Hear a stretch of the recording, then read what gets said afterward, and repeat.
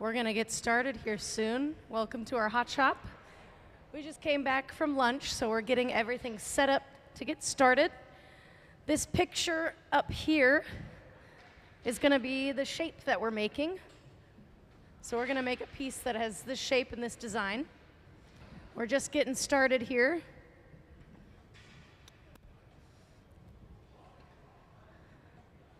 We're putting out these ladders because we're going to do what's called pulling cane. So on this image, if you can see this up on the screen, it has these drawings of these lines. We're going to put lines on the piece, but to put lines on the piece, we have to make the lines. So pulling cane is... What's that? We're changing the idea. So we're going to make cane, which is just glass that we get color. You pull it and stretch it out really thin into a long string of glass. Then you can chop that up into little pieces and roll it onto a bubble of clear glass, and it'll make stripes. So we're going to make the cane so that we can make this striped pattern. And then we will go from there to start building this piece. And today through the 5th of July, we have a visiting artist for his residency. His name's Peter Hermansson. He's right here. This is Peter. Thank you. Yeah. He came here all the way from Sweden to do a residency here working with our hot shop team.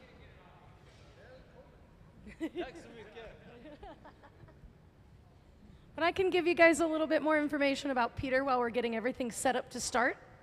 So like I said, Peter Hermansson, he's a Swedish glassmaster, highly regarded for his contemporary use of traditional Graal and Ariel techniques.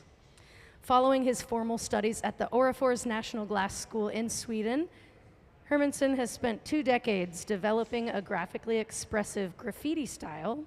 Notably, Hermansson's unique graphic illustrations are transferred into the surface of his glass vessels through an etching technique, creating a powerful visual narrative. He'll be in the shop July 1st through 5th. Today's his first day in the shop working. We made a beautiful piece that's in our annealing oven, which is that big black box over there. Glass has to cool down slowly or it breaks. So our piece that we made this morning is cooling down in that box, inside that box. It's the annealing oven. If you want to learn more about our artist here, we got the pictures up there showing you some of his past works. He has a website, peterhermansson.com, and he also has an Instagram, which is Hermansson_P. If you're interested in learning more about his work directly from Peter, he's going to have an artist talk Sunday, July 5th from 1 to 2 here in the hot shop. You're also able to watch his artist talk online through our live stream that we have here at the museum. If you go to the museumofglass.org and look under the hot shop tab, you can get to the live stream and you can tune in to listen to his talk if you can't make it into the building. But we're working with his Graal pieces today. And the Graal technique is a distinctive Swedish glass art method that was developed in 1916 by a master glassblower in Sweden at the Orrefors Glassworks in Sweden, which collaboration from a designer, Simon Gate. The Graal was inspired by the Art Nouveau glasswork of a French studio, and the name Graal was chosen to evoke the Holy Grail's association with sacred imagery in Swedish glass. Graal is G-R-A-A-L. So we have examples of some of his Graals here that we're going to use during his residency. The ones that we're using today are in this box. We have to preheat the glass before we can put it into the fire. So they're preheating in the box. But these are examples of some of his other Graals that we'll be using during his residency. I can hold it up so they can see. Oh yeah, he'll hold one up so you can see it a little better. So a Graal is a layering technique. You can etch away at the surface or you can sandblast the surface, and it gives you these designs, these images that he's been working on for decades. He's been perfecting this Graal technique. So he's got really intricate patterns and designs on those.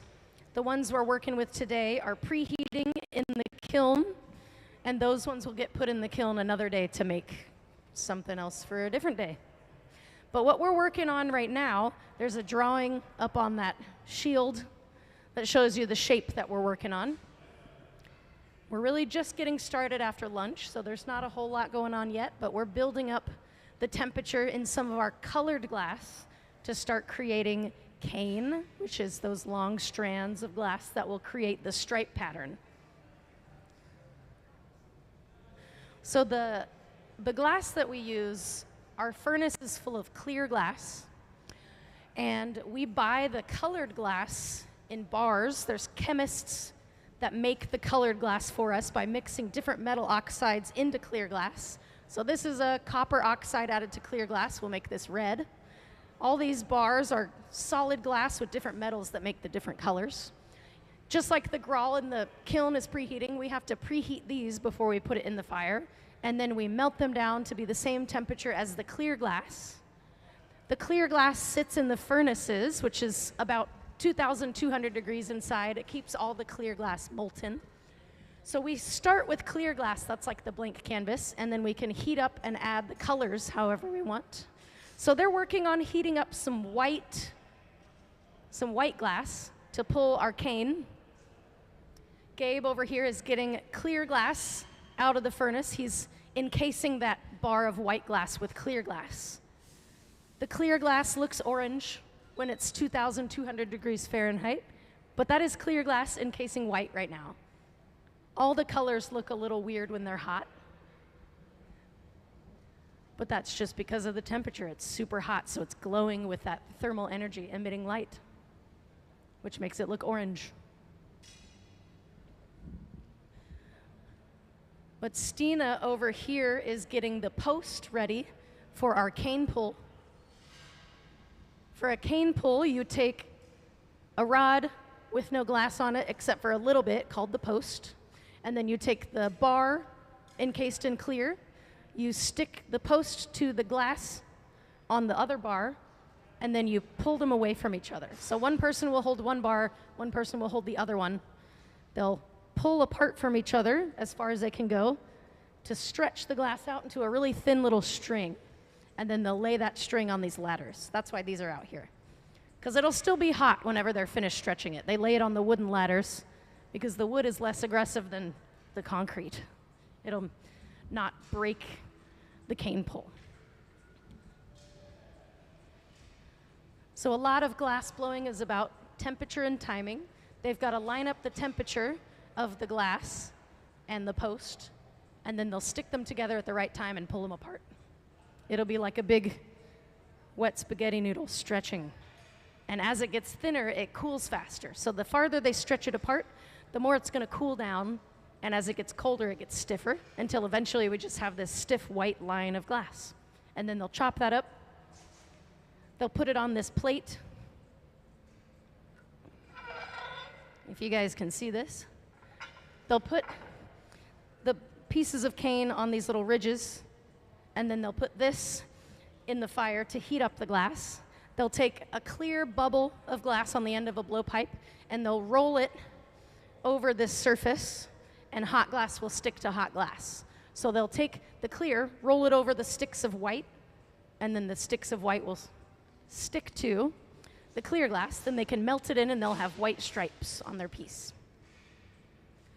So we're working on getting the temperature and timing lined up so that they can do our cane pull, and then we'll go from there to start making the piece. And this, on our piece, this big, the main part of the body of the piece is the Graal that is in the kiln getting hot. So once we have all the cane and we've made that and we have this ready, they'll take the piece out of the kiln and start putting it all together. But Gabe has the cane pull we're gonna do. He's handing one of the pipes to Stina, who will just stand there, and he'll pull the glass away from Stina. As it gets colder, it gets stiffer, so they'll pull harder and harder until there's tension that keeps it straight. But this is white glass encased in a little bit of clear. They're just stretching it. While it's hot, the glass is very stretchy.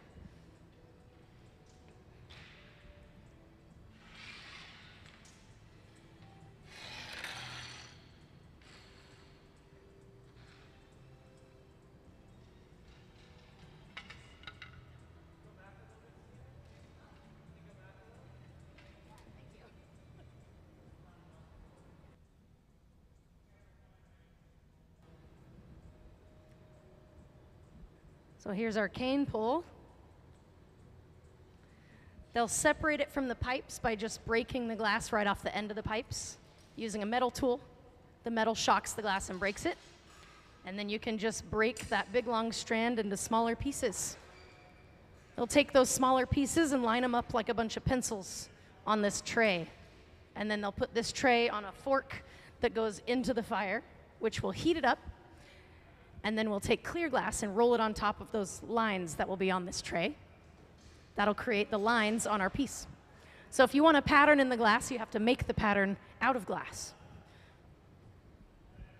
Now we have our cane. They're going to start setting up for the cane roll pickup.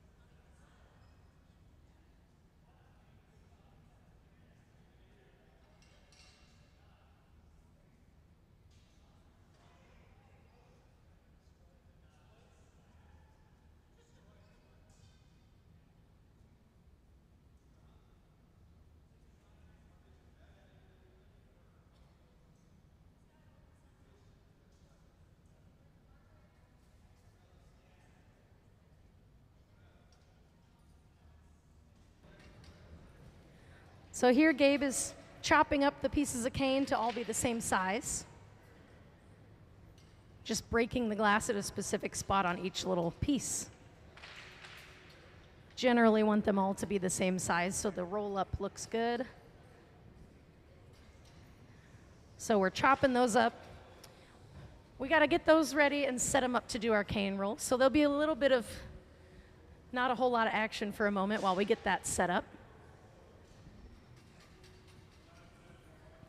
Over here, this is called a garage. It's where you park pieces of glass when you're not using them. So we've got all the color that we're using in the garage. It's about 1,000 degrees in there.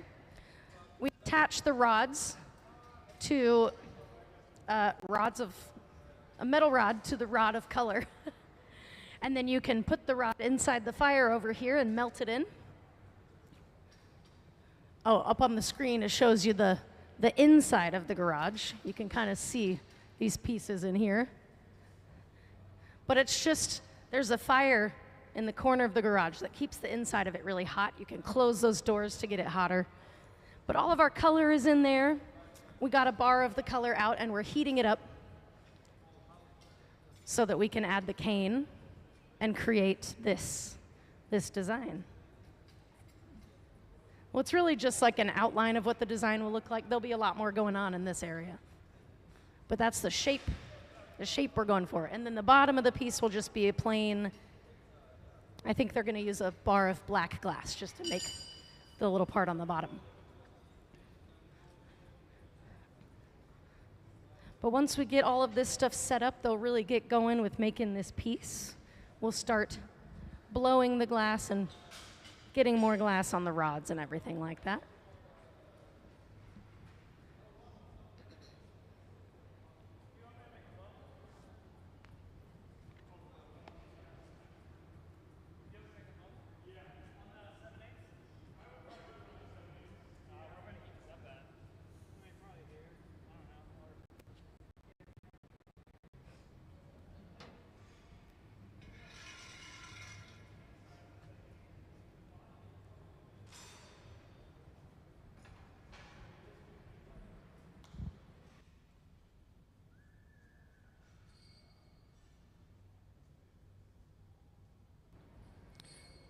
While they're getting all this stuff set up, I'm sure there's people out there that haven't been in a hot shop before. So I can tell you a little bit more about what that means and how it's all set up. A hot shop is just what you call a glass blowing studio because the glass is very hot. It's hot in here. Hot shop. There's also a cold shop where you can work on the glass when it's cold. You can grind into the glass and cut it and polish it, saw into it, and that's all done after the glass cools down. So we're doing most of the work in the hot shop today. Everything starts with the furnace. So this is one of the furnaces. There's two of them in here. There's one here, and then there's one on the other side over there. Could we show the furnace diagram, please, on the screen? That gives you a better idea. This is what the furnace looks like on the inside. There's a big bowl that holds all the glass inside, called a crucible. The furnace is powered by natural gas and forced air. It stays on all the time, 24/7, keeping all that glass hot. It holds about 1,000 pounds of glass. That's a lot of glass in there. So we got to keep the furnace on to keep the glass hot. And it sits in there 2,100, 2,200 degrees Fahrenheit in that temperature range. And that keeps it all nice and molten. We can scoop the glass out the same way you'd get honey out of a jar with a stick. So we put the pipes and the solid rods into the pool of glass. You rotate the pipe and the glass wraps around the end. You can only get so much out because it's really hot. So glass blowing is a layering process. You build up the layers by continually going back to the furnace and getting another, what's called a gather of glass. A gather is just a scoop of glass out of the furnace. So Gabe on that end of the studio got a gather and blew a bubble into it. And we're going to build that up in layers to make the piece that we're going to roll onto the cane roll-up, which we're getting ready. The cane that we're going to use is all right here, these stripes of white glass. These will get set on the tray that is getting preheated a little bit. And then we'll take the bubble that we're working on, and you'll roll it on top of the tray. Hot glass sticks to hot glass. So these will stick to the surface. They'll get melted in, and then they'll put white stripes on the piece. But additionally to the furnace, we also have what's called the reheating chamber or the glory hole. That's what's being used right here. That's a big barrel of fire. It's the same temperature as the furnace, but it's just a big empty barrel that's really hot. As glass gets colder, it's more likely to break from thermal shock, so we have to reheat the glass in the reheating chamber. It also heats the glass up enough that it's malleable again and you can continue working with it. So it's really a lot of back and forth between the bench working on the glass and then putting it back in the fire to get it hot again so that we can sit at the bench and work on the glass until it gets cold, back and forth.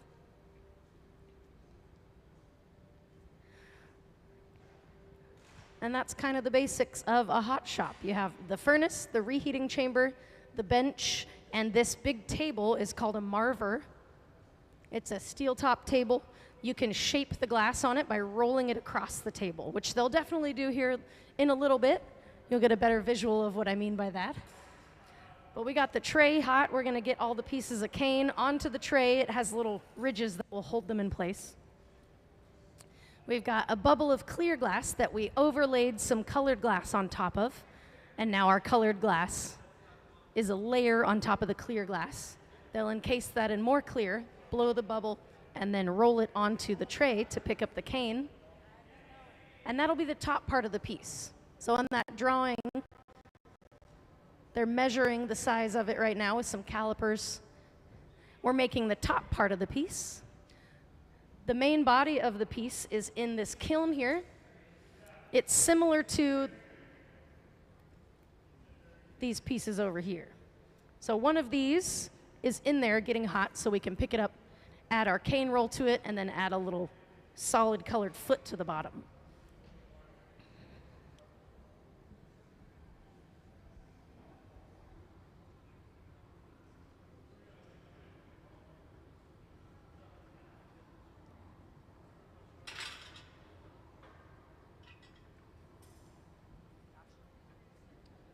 No, I haven't. Are you taking it off? Oh. Oh, you're just getting gloves for that.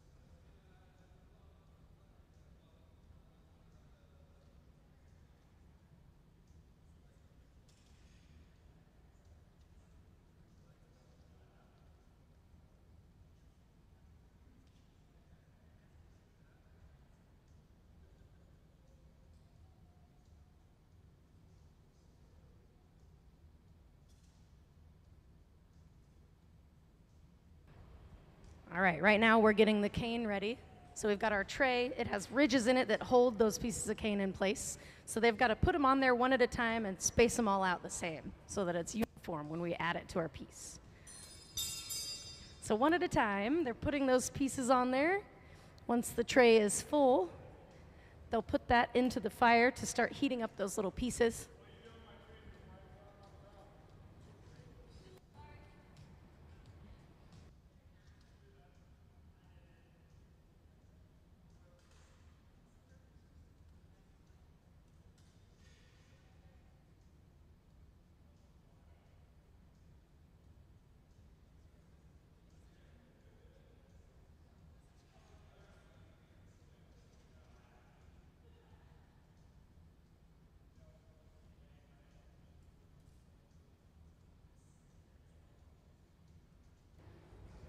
So here's our bubble that's going to get rolled onto the cane.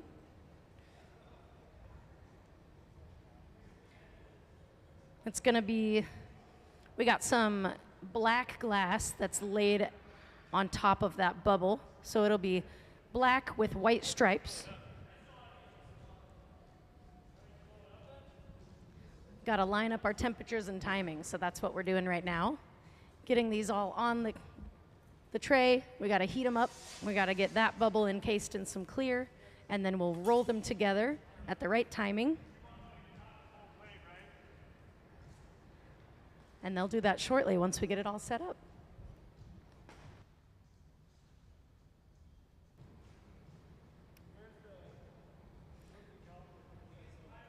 I know somebody is curious how we get the color in the glass to begin with, and that's all chemistry.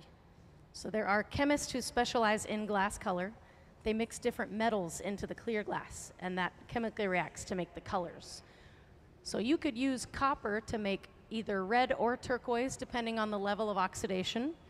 So there can be quite a bit of really technical, advanced chemistry that's used to make the colors.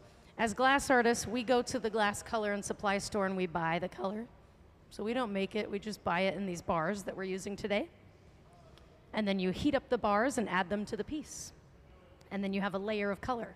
So glass blowing is really all about layers and adding layers and building up layers. And this artist, Peter Hermansson, does what's called a graal, which is putting a layer on top of another layer of glass and then etching or sandblasting the layers away to reveal the color underneath, which makes these patterns that we're doing. He's doing very intricate etching and sandblasting to make very detailed images. His pieces have a narrative that he talks about in his work. And the imagery is the narrative behind the work.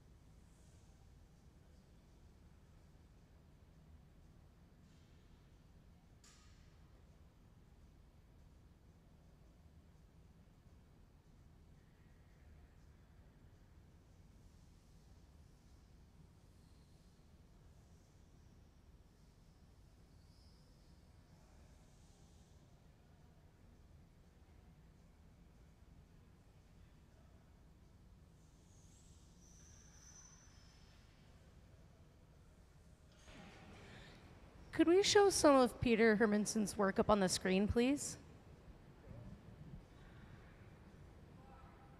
So to give you more of an idea of what we're working towards, we got some images of some of his past work up on the screen. A lot of them will look similar to the designs on these pieces over here on the table, but if you can't get a good look at these, there's some images up on the screen. The one we made this morning was similar to that last picture in the design and the pattern. That is an Ariel, which is the bubbles you trap in the glass can make these patterns.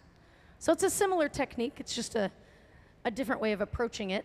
Instead of making images For RELs, you carve into the glass and sandblast into the glass to make ridges so you can overlay it with color and it traps bubbles in that part that you sandblasted. And then you have an image made from the bubbles that are put in the glass. So that one is an REL as well. You can see the little person in the image on that piece.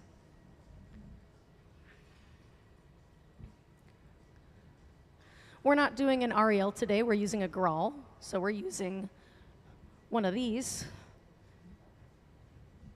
like these pieces on the table. Because this is like a multiple day process.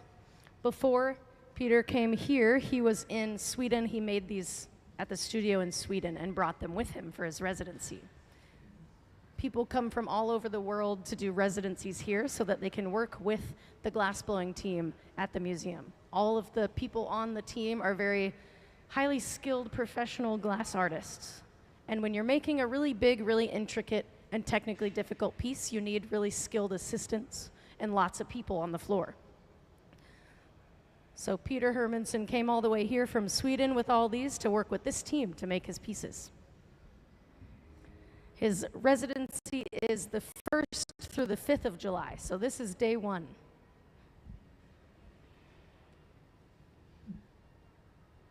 And we're getting ready here pretty soon to do our cane roll-up. We got some calipers to measure the width of the piece so that we put the right amount of cane out. When we roll it up, it picks them up the perfect amount and makes a nice smooth pattern.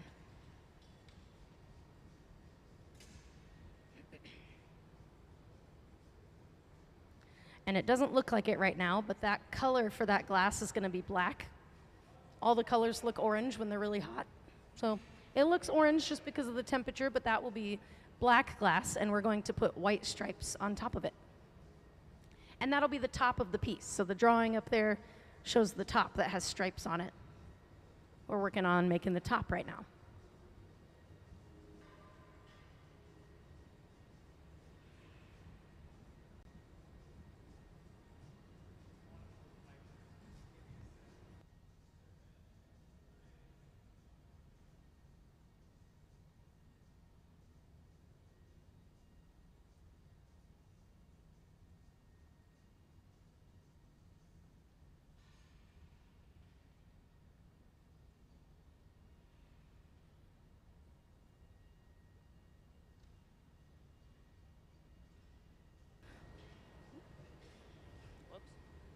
So Gabe just encased that in a fresh layer of clear glass. That is clear glass. It's just fresh out of the furnace, so it's glowing orange, molten hot, over 2,000 degrees Fahrenheit. Ben is getting the pipe ready that's going to pick up the piece out of the kiln. You've got to build up quite a bit of clear glass to stick it on there. So he's going to start building that up and making the shape. Now that we have a fresh layer of clear glass, we can roll that on the tray with the cane that we've been heating up. He's going to come over here. Hot glass sticks to hot glass. So if we set that on there and roll it, it should pick up those pieces of cane and make a nice striped pattern. There it goes.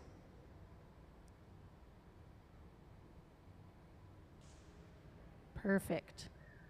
Nailed it. Awesome. Now we have the stripes on there. We just need to melt them in, get it all flush to the surface. And there's a bubble inside there, so we can start to blow the bubble once those stripes are flushed to the surface. He's just getting any parts of it that might have picked up weird cleaned up. And then he'll put that back in the furnace, or back in the fire, and get it hot. So he's just got to melt that all flush to the surface. Now that we have those stripes on there, we can make that pattern and that shape for the top of our piece. On the far left side of the studio, Ben is getting the stick ready to pick up the piece that's in the kiln to make the main body of the piece.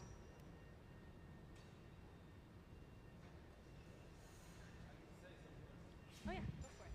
Hi. I can just say some words about the blanks that we are picking up.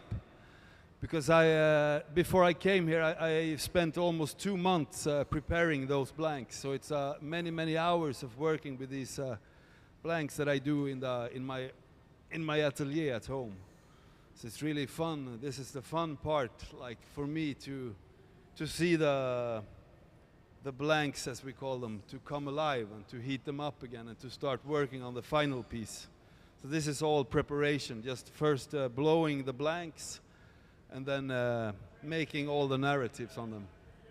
That's just a little bit about the blanks. So now we soon, in a couple of minutes, we're going to pick a blank up here from the oven.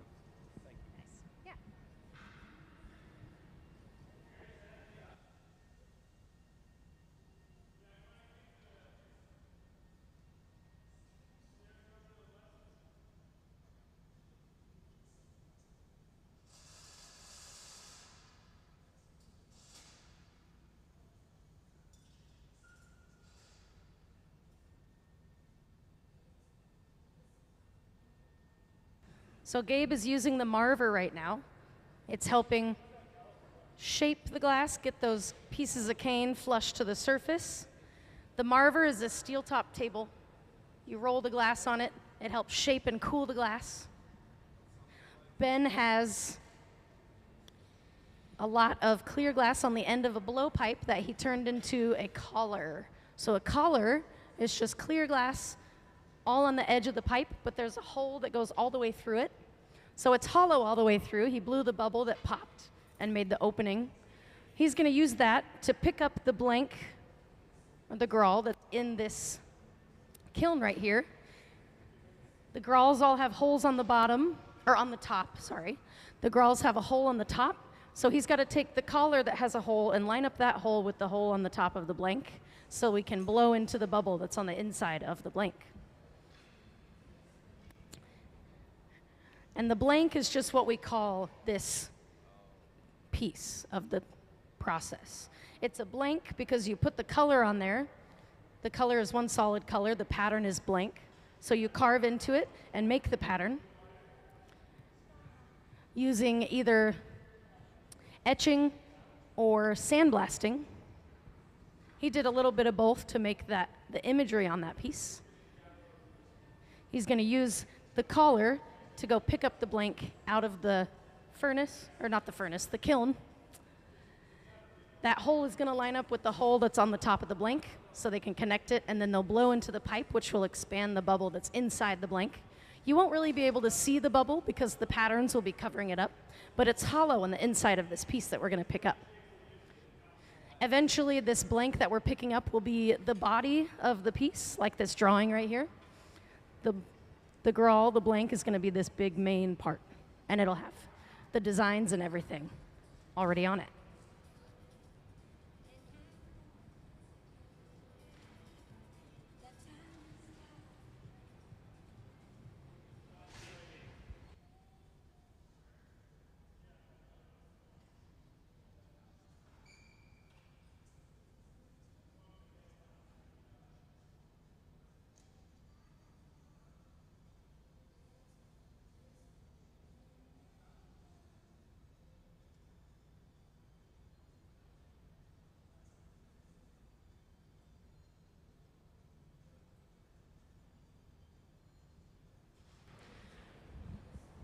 So for our piece right now, we've got two different parts of it that we're working on at the same time. At the far left of the studio, Gabe and Stina are making that top part of the piece. And here in the middle, Peter Hermansson and Ben are going to get the main part of the body, the blank that's in the kiln. They'll pick it up and they'll start to shape it. And eventually, when they're ready, they'll combine the two together. So temperature and timing, we're going to line that up so we can put the two pieces together to make our final object.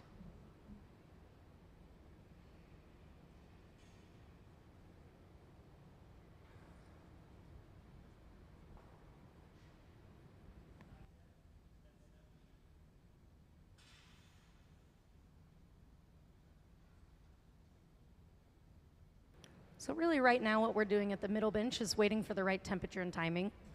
The kiln needs to be at the right temperature for us to take the piece out of it. If we take it out when it's too cold, it'll break when we put it in the fire. So we have to make sure it's the right temperature so it doesn't break or get any cracks on it. So they're waiting for this to come up, and they're getting that collar to be the right temperature so they can put them together, bring the piece out, and start to work on it. Meanwhile, on the far left, they're shaping up that cane roll-up to be the top of the piece. So it's a big team effort. There's a lot of moving parts, a lot of different things going on, lots of communication happening down here about what we're doing next.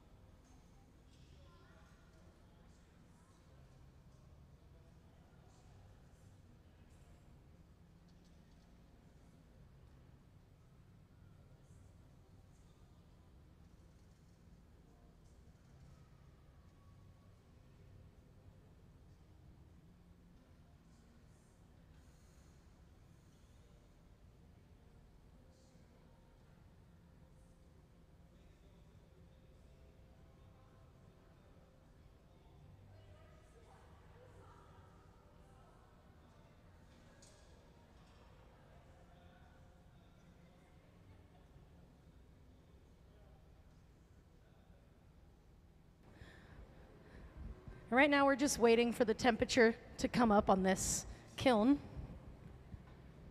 Once it's ready, they're going to stick the collar of the pipe to the piece. When Ben comes out, he'll have a whole blank attached to that, and it'll have some designs on it. He'll rush that over to the fire to start heating it up.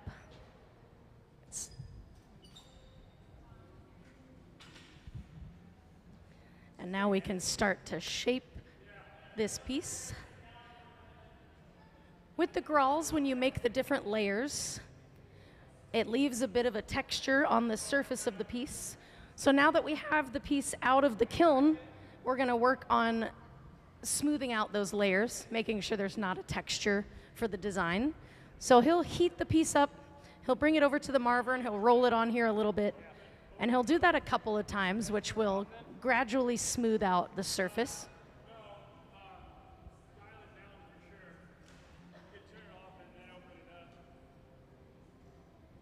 But you'll really be able to see the designs on this piece once Ben brings it out of the fire and starts to roll it on the marver. We'll mostly be working on this piece at the middle bench. The team on the far left is preparing the top part of our piece to attach to the main body.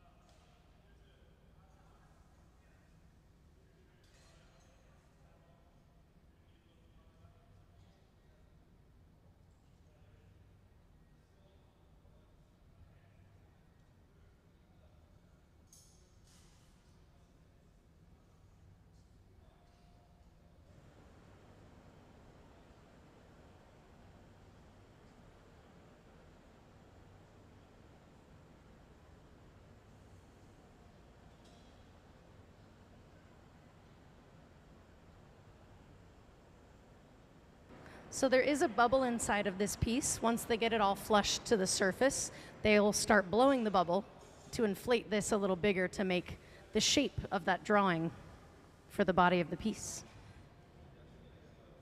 Since it is a pretty big, pretty thick piece of glass, it heats up a little bit slower. So this process will be slow and little by little. There won't be super big dramatic changes, but little changes each time they heat up the glass to gradually create this shape. Right now, the way it's attached to the pipe, the top of the piece is the part that's attached to the pipe, and the bottom of the piece is the part farthest away from the pipe, just so you have an idea of the orientation of the piece. So Ben's going to bring this over to the marver. He'll start rolling it across the marver, which will help flatten all of those layers. But we have to keep the glass in a specific window of temperature. If it gets too cold, it will break. So he can't do this for too long. He's got to put it back in the fire so it doesn't get too cold. Rolling it on the steel top table, the metal is going to suck a lot of the heat out of the glass. So if he does that too long, when he puts it back in the fire, it could crack. So it's a balance of keeping the glass in the right window of temperature. So he'll have to do that a couple times to flatten the surface. And then once the surface is all flushed together, they can start to really change the shape of the piece. And then we also have the top of it being made on that side of the studio. Eventually, they'll join the two pieces together. We're also going to add a solid black foot to the piece. So they'll add the foot to this.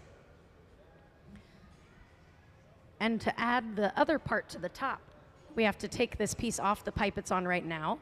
So we won't add them together for quite a while. But the two separate teams are working together to eventually put the two separate bits of glass together on the same pipe.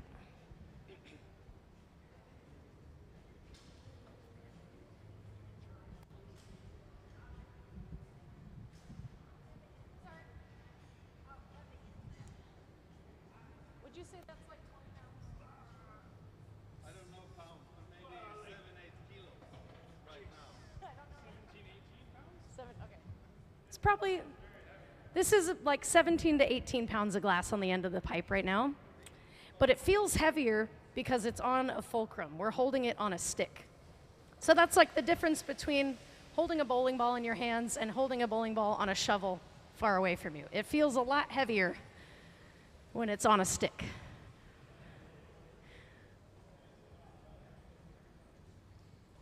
Right now, Ben is cooling the pipe down. We've got a water trough over there. You can put the pipe in there and it cools the metal so it's not so hot. The heat doesn't travel all the way through the metal, but there is part of the metal that gets pretty hot, the part that's closest to the glass. So you can cool it down using the pipe cooler. That way you can hold the pipe up higher, like what he's doing now. The higher up, closer you hold the pipe, the less heavy the glass feels and the more control you have. So cooling the pipe gives you a lot more control, a lot less weight to carry around.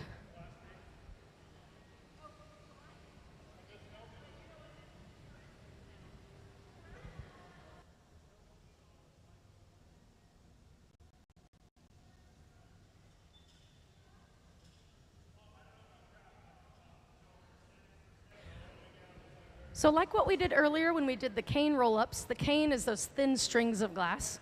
We have a torch and some more pieces of cane over here, little strings of glass. Peter Hermansson is our artist in residence here. He's got a cane of yellow glass that he's going to melt with the torch to add a little bit more design to the piece. So he's going to melt the string of glass. He's wearing a Kevlar glove, which is heat resistant, so he can really get up close and personal to our piece and add some more designs to it. The Kevlar is heat resistant, so it won't make his hand really hot.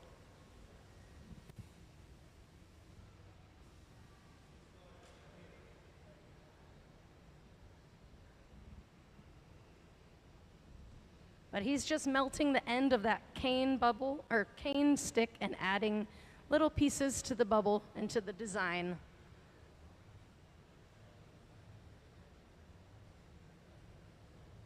making tiny little dots.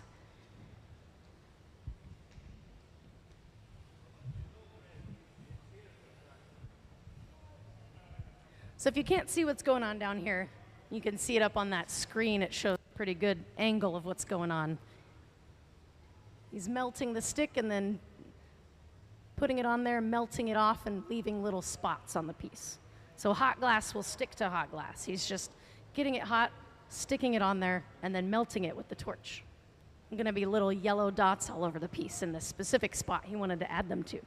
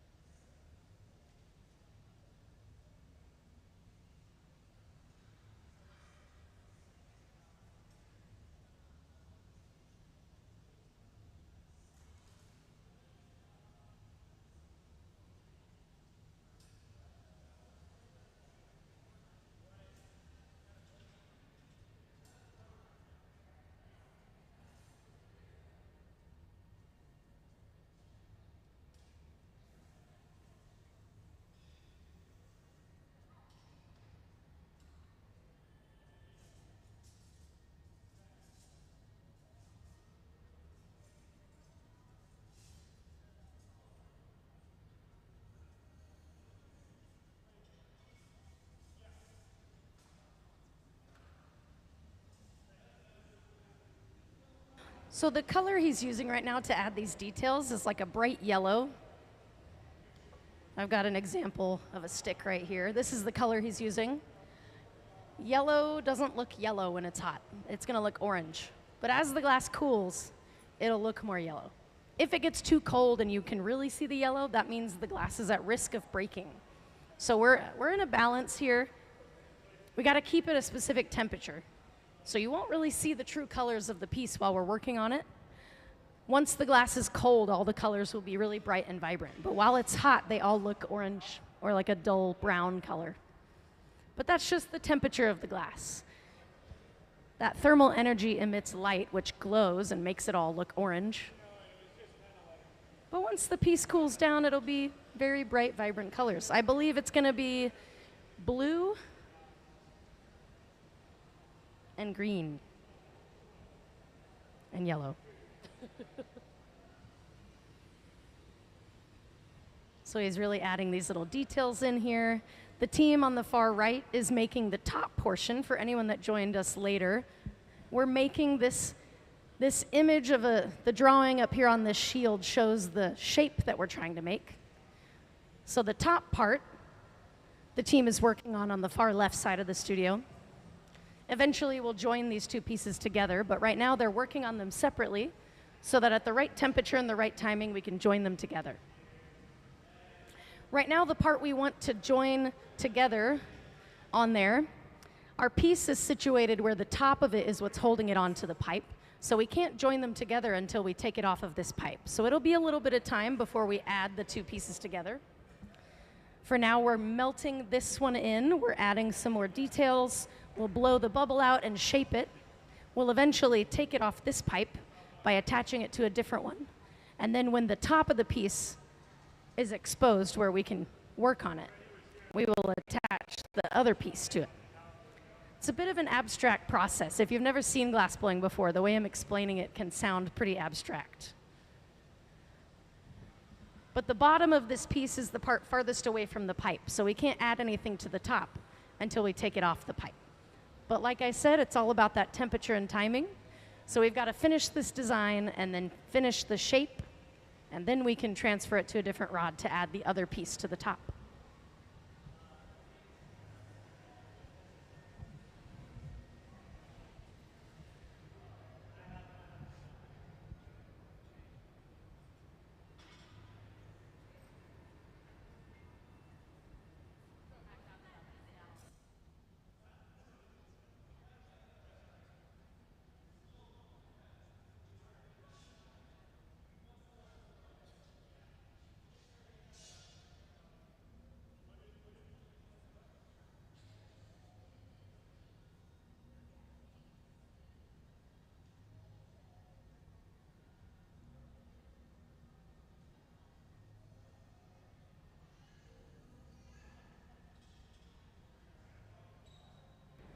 So the team that was working on the bit we're going to add to the top over there, they've got some of it in the garage right now.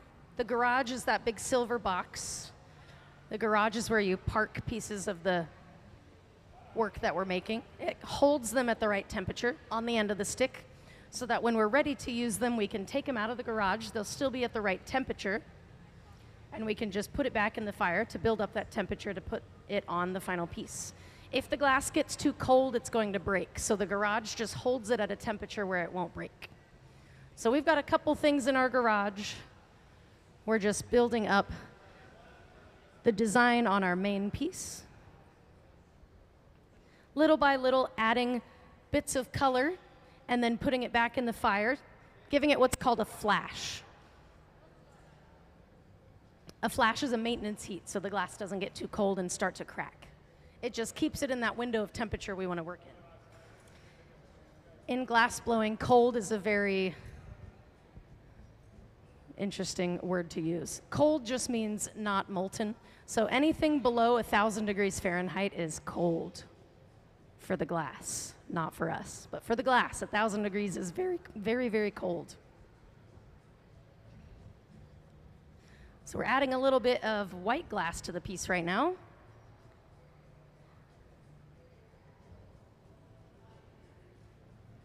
Trent has this pipe that has a small bar of white glass on it. Heated it up, and now we're adding what looks like the eyes for our, there's a design on there of a face, and they just put little dots for the eyeballs.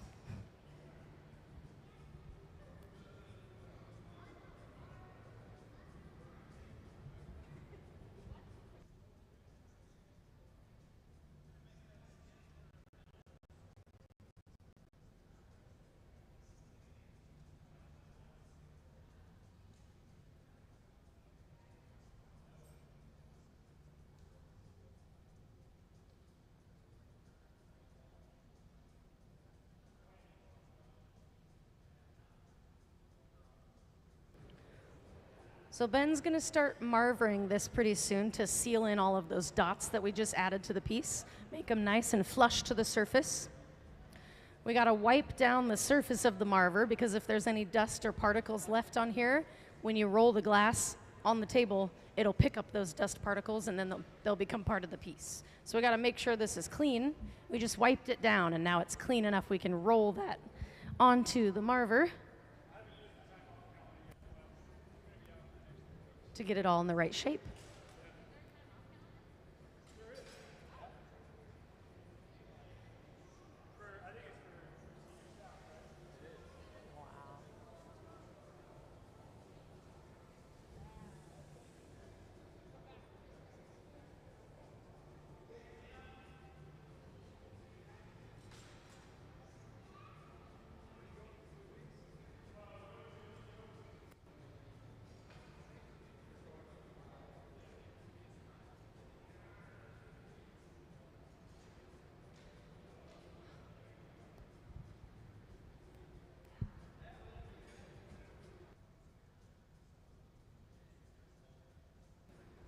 So adding a couple more designs here. Stina has a bar of another color, adding pupils to the eyes that we just put on there. So really adding some details to our piece.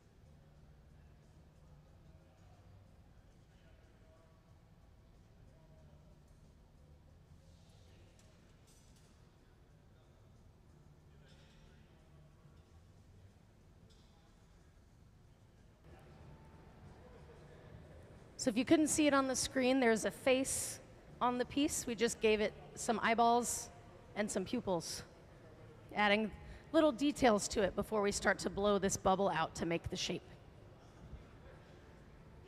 And like I'd said before, because this is a really large piece of glass, it's pretty thick, we're going to be making very minor changes little by little. So it's a pretty long process making one of these pieces. Just working on it a little bit at a time. You can work on the same piece of glass for a full day as long as you keep it in the right window of temperature. So as long as this stays hotter than 1,000 degrees, we could work on it until all of these guys just collapse from being tired. The guys working on this will get tired before the glass does.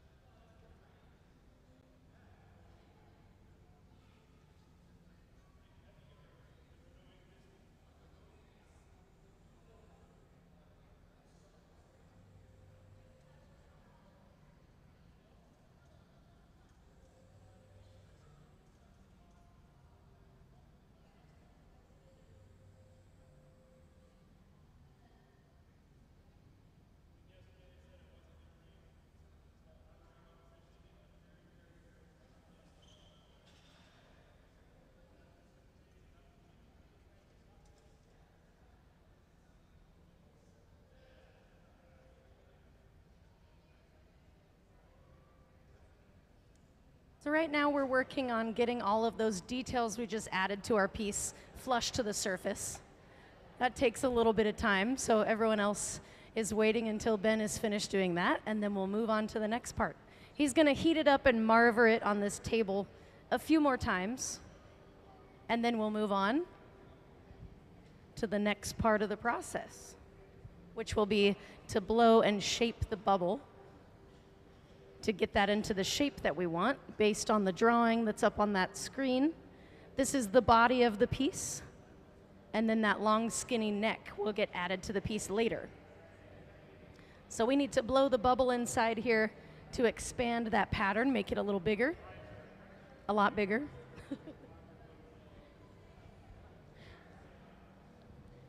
We need to add our foot to the bottom of that piece as well. So we're working towards that right now.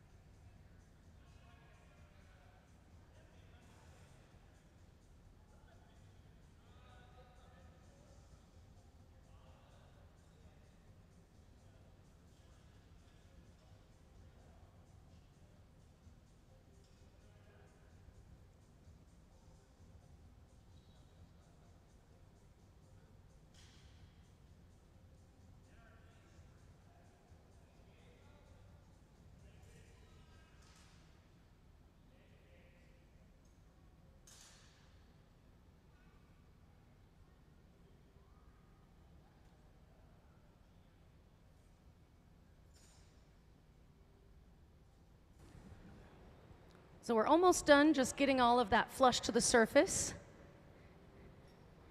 Then we'll begin to blow that bubble out. Ben is at the middle bench. He just put on his aluminized sleeve that protects us from the heat coming off the glass.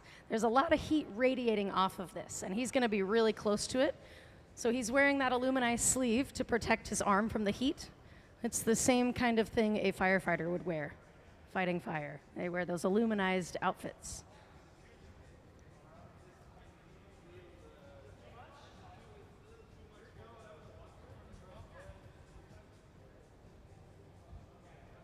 So you can see making something this size is a big team effort.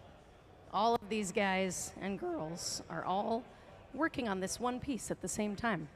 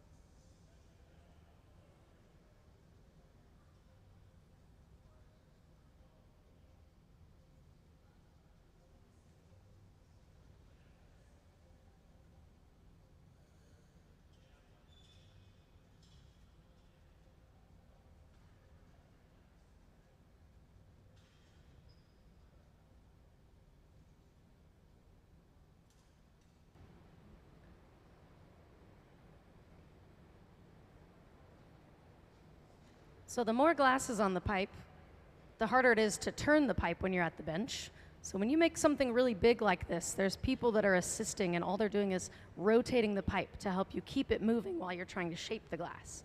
So Gabe is helping Ben rotate the pipe. He's going to take this little bit of glass that he's carving out. He's going to remove that from the piece. You can use shears and cut glass. So he's cutting that little blob of glass off the end to clean up the shape and the design. That part was necessary to be able to pick it up out of the kiln, but we don't want that to be on the piece. So now that we've got it on the stick, we can take that piece off. He cut it to a point, and now we can start to blow that bubble and really shape it. So Ben is in the bench. He will be the one directing everybody what to do to make this. Trent is going to be blowing into the pipe. We've got a little seat there so he can roll back and forth as the pipe is going up and down the rails. Oh.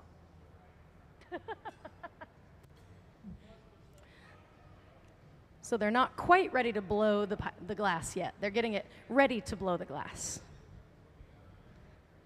So once they're ready to blow the glass, Trent will sit on that little red stool and blow into the pipe when Ben tells him to blow into the pipe.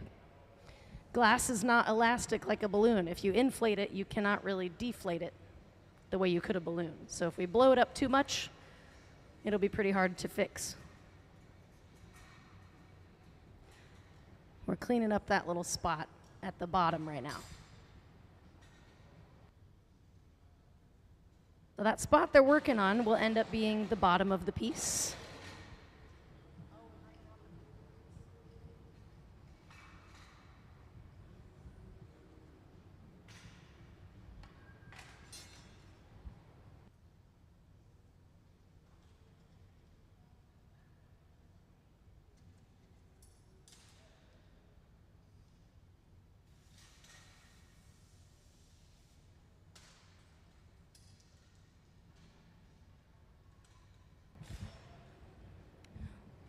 So we're actually getting ready to gather more glass on top of this. Trent is getting this, I don't know the technical name for that, but he's getting it set up so that we can go back into the furnace and get another layer of clear glass to encase this whole thing.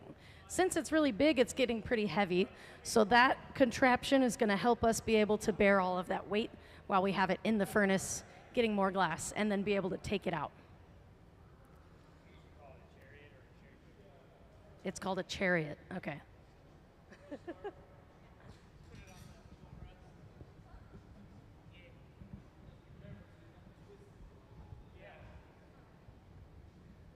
So we've got this block, which is a wet wooden spoon shape.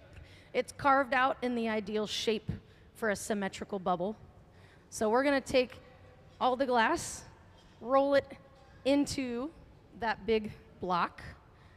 That block has been soaking in water, so it's wet. It'll create steam when we roll this in there instead of burning away at the wood. So you'll see some steam starting to come out of that here soon. And just rotating the piece inside there is going to get it into that nice symmetrical shape. That way we can put that back in the furnace and get more glass on top of it. Getting more glass on a nice symmetrical shape gives you a nice symmetrical gather of glass on top of it. So we want to get a nice smooth layer of clear glass over the whole thing. So they're preparing to do that.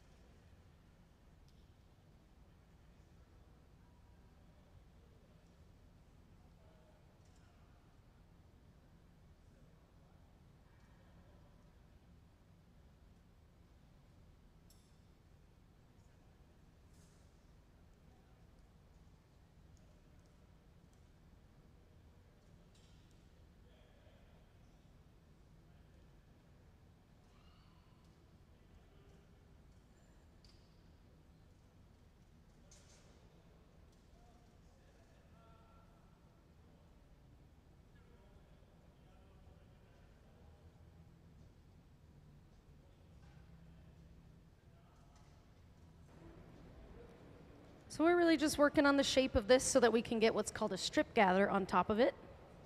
A strip gather is just a gather of glass out of the furnace, but we want it to be a very thin layer. So you gather glass out of the furnace, and then you hold the pipe straight up and down, and gravity pulls a lot of the glass off. Oh. Wait, so what are we doing? We're going to gather over twice. Oh, twice, okay. Just one time.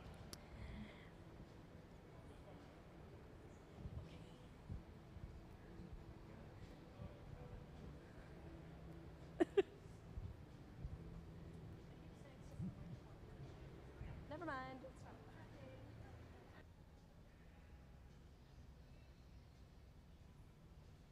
So to gather more glass over top of this, they need to wait for it to get colder so that it gets stiffer. If it's really hot and they put it in the furnace with the 2,200 degree glass, that is going to heat this up and make it really hot, and it'll be moving around and hard to control. So they want this to get pretty cold before they gather more glass on top of it. That way they have better control. And since it's a lot of glass and it's pretty thick, we're just waiting for it to cool down right now. Can't really speed up that process.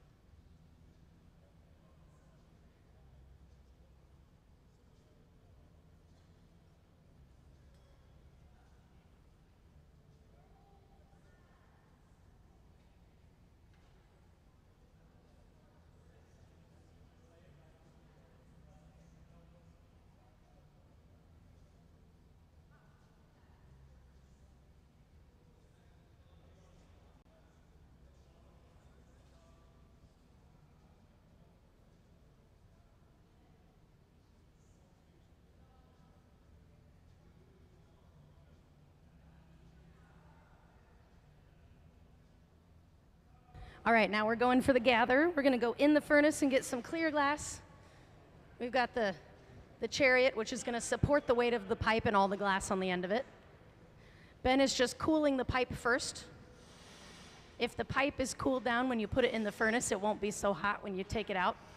So he's cooling the pipe. That way he can easily take the pipe out of the furnace and it won't be too hot for him to hold. The pipe cooler is just a trough of water. He's just rolling the metal through the water and it cools the pipes. Or you can hold it up higher.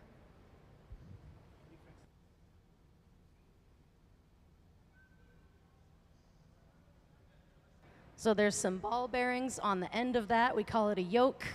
That's going to help us rotate the pipe. And it's also going to stabilize it so it's not so heavy when he's trying to get glass out of the furnace. This is already pretty heavy and we're adding more glass to it. So it's going to be hefty. Luckily, we got a bunch of strong people here who can lift the pipe. So into the furnace, it's just a big bowl of molten clear glass. It sits at about 2,200 degrees Fahrenheit in there. And you scoop it out the same way you'd get honey out of a jar with a stick. So they're plunging the whole piece into the bowl of molten glass, rotating it, and the clear glass is wrapping around the whole thing. They'll pull it out, and they'll have a fresh molten layer of clear glass on top of the whole thing. It doesn't look very clear because it's really hot. It's 2,200 degrees fresh out of the furnace. So everything glows orange when it's hot because it's thermal energy emitting light, and in glass that translates to an orange glow. So he's cooling the pipe again. They'll put it back on the chariot and wheel it back over here.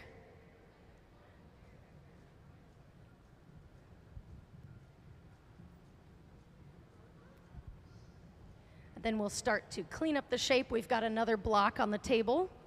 Sometimes when you're making really big pieces, the blocks are so big that they don't have handles. It's just set on the bench. Someone holds it, and you rotate the piece inside of the block. Usually a block is it looks like a spoon. It has a handle, and the wooden part is on the end. But this one is so big, the piece is so big, it just doesn't have the handle. We're gonna roll this inside of it. We just gotta direct the chariot the right way to go, and then lift it up, roll it in there, and you'll see that steam starting to come off of the wood that's soaked in water. That's gonna get all of that fresh, clear layer to be nice and symmetrical on top of the whole thing.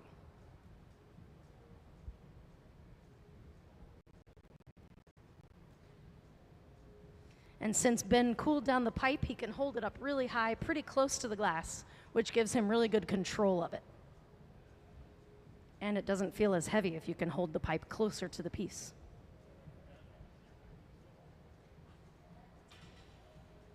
That's giant. Yeah.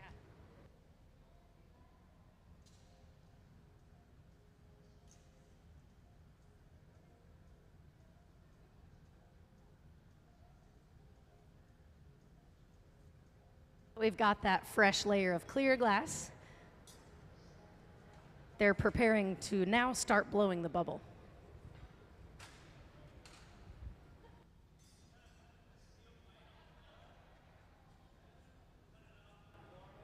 We also have different size pipes.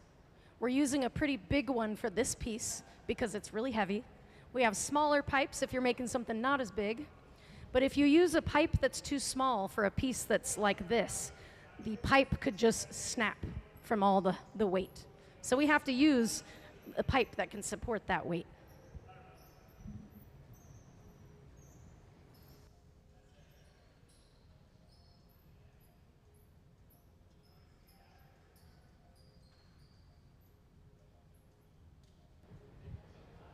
And I'll remind everybody, if you can't see what's going on down here very well, it's also up on the screen at a different angle.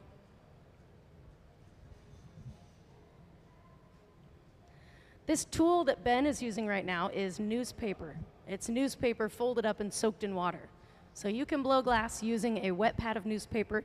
It's similar to the blocks, like the big one they just used. Since it's soaked in water, it doesn't get hot, it doesn't catch on fire. We continually have to put more water on it.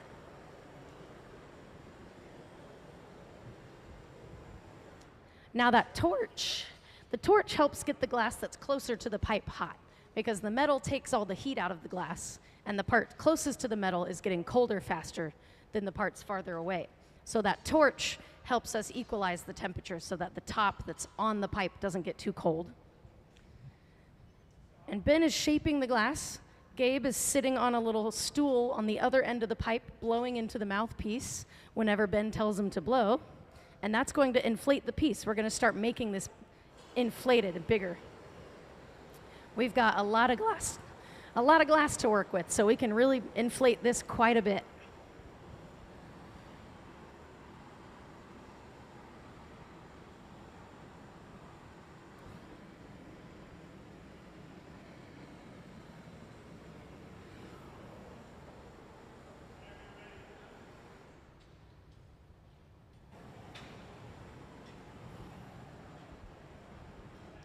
So Ben was heating up the part closest to the pipe to equalize the temperature, but also to get the part closer to the pipe hot enough that he can carve in a restriction line. No matter what you're making in glass, whatever size, shape, or color, you have to have a way to get it off the pipe. So this restriction line he's carving in is going to be how we remove the piece from the pipe. It's a very important part of the process. He's got a tool called the jacks. This line is called the jack line. It's like a score mark. We're going to break the piece off the pipe in a controlled way later on by using this line that he's carving in right now. The jacks are a bladed tool, so he's using the two blades to squeeze the glass in between them, which creates this restriction line. And this piece is so heavy, you can see we got two guys turning the pipe at the same time. While Ben is carving in that line, Stina's using a paddle to shield Ben's hands from the heat coming off the glass. You can get burned just from the radiating heat coming off the glass. So that's why he's wearing that aluminized sleeve and having Stina here use those paddles to shield his hands from the heat. It's a very big piece, so it's going to have a lot of heat coming off of it. So carving in that restriction line will eventually help us get the piece off the pipe. The glass that's still on the pipe, the glass that's to the left of where Ben is carving in that line that's on the pipe, that's called the moil. That's just the glass that's like the anchor that holds the piece onto the pipe. So that won't be part of the piece. Everything to the right of the jack line is going to be part of the piece. But the glass on the stick is just helping us keep the piece on the stick. We're going to start blowing the bubble a little bit more.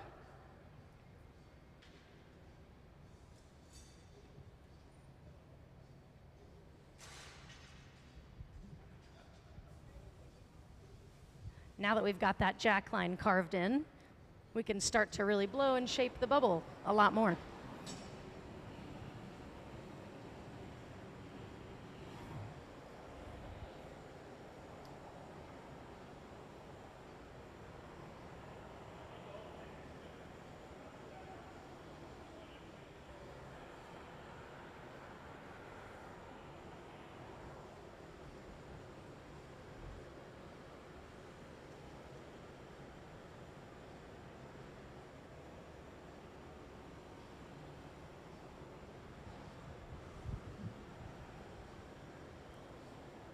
So that torch is used for a couple different things. It can keep the glass that's on the pipe hot, but it can also heat up specific parts of the glass that you want to either stretch or blow.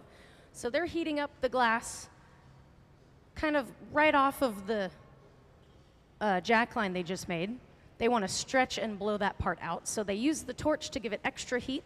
Now when they put it into the reheating chamber, it's already got more heat. It's collecting more heat faster and really building up that heat quite a bit.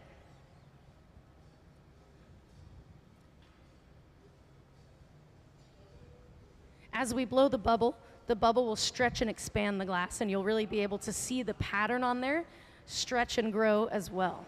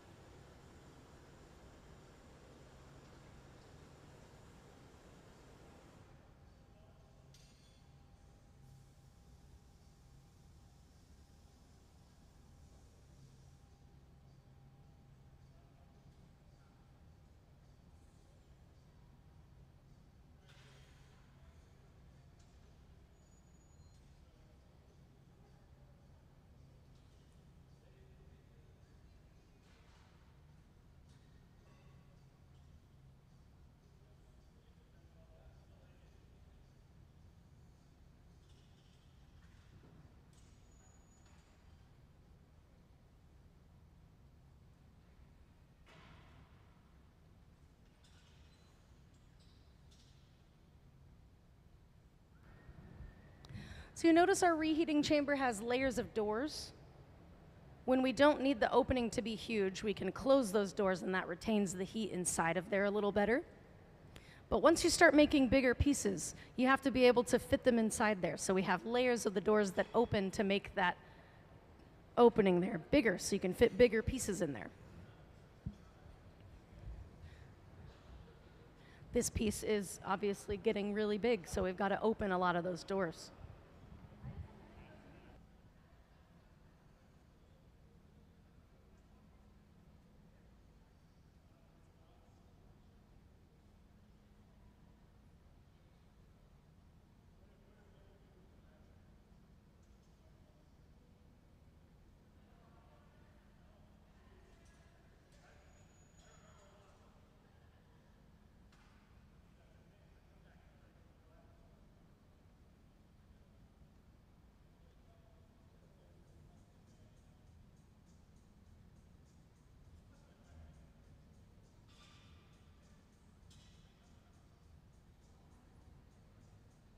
So Ben was just using gravity there as one of our tools to stretch the glass. They're making this elongated, they're stretching the glass to make it taller. All you have to do that is just hang the pipe down and gravity does the rest.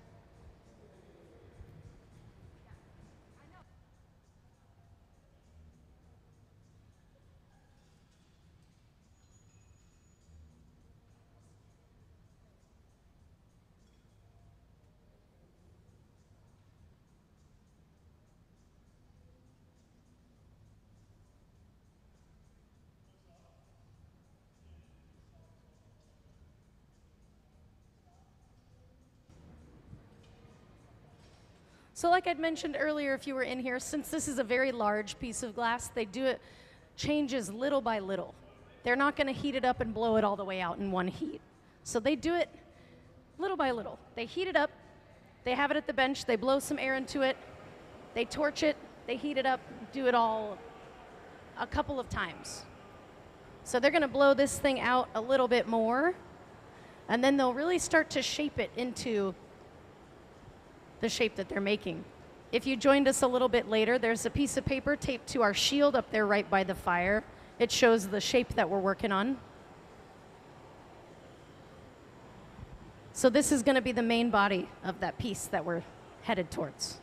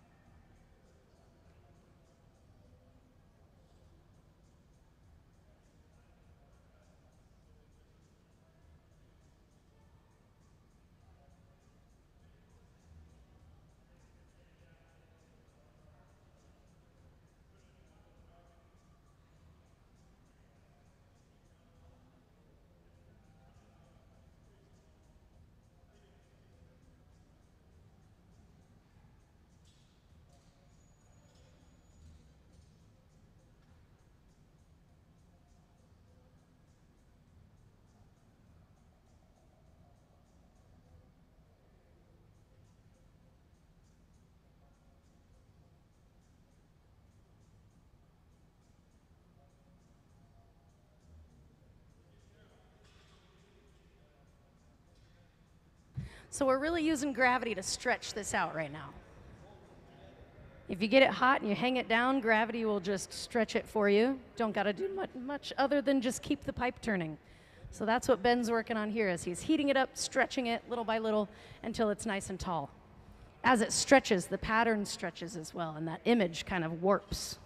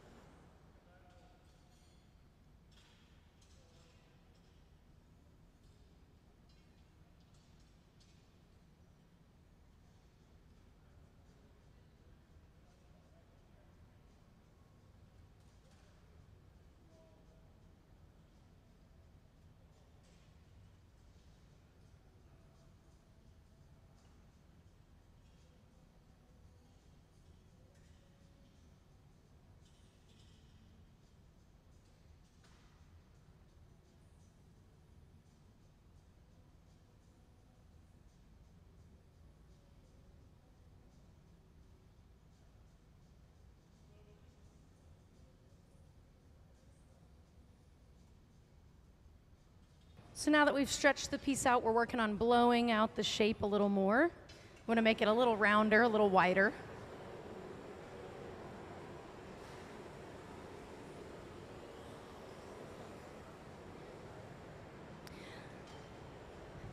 The tip of the bubble farthest away from the pipe is the bottom of the piece.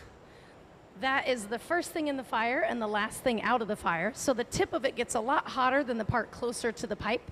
What we're doing right now is trying to equalize that temperature. So we're using a torch to heat up the part closer to the pipe and compressed air blowing on the tip of the bubble to cool it down. So it's a lot about temperature control, temperature and timing. They're heating up the cold part and cooling down the hot part so that it's all the same temperature.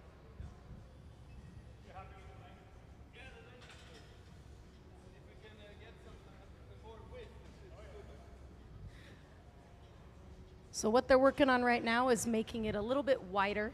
They're going to blow the bubble, which will stretch the glass and make the piece wider. It's the right length, but we need it to be the right width. So we're working on that, heating it up, and then blowing the bubble a little bit at a time so that it stretches. This is a really big piece, obviously. The thicker the glass is, the longer it takes to heat it up. So that's why this is a bit of a slow process, is because this is a very large piece. It's a lot of glass to work with. So we're blowing out the sides. It's stretching and getting wider, while also trying to maintain the shape of the bottom, the tip of it, and also the top.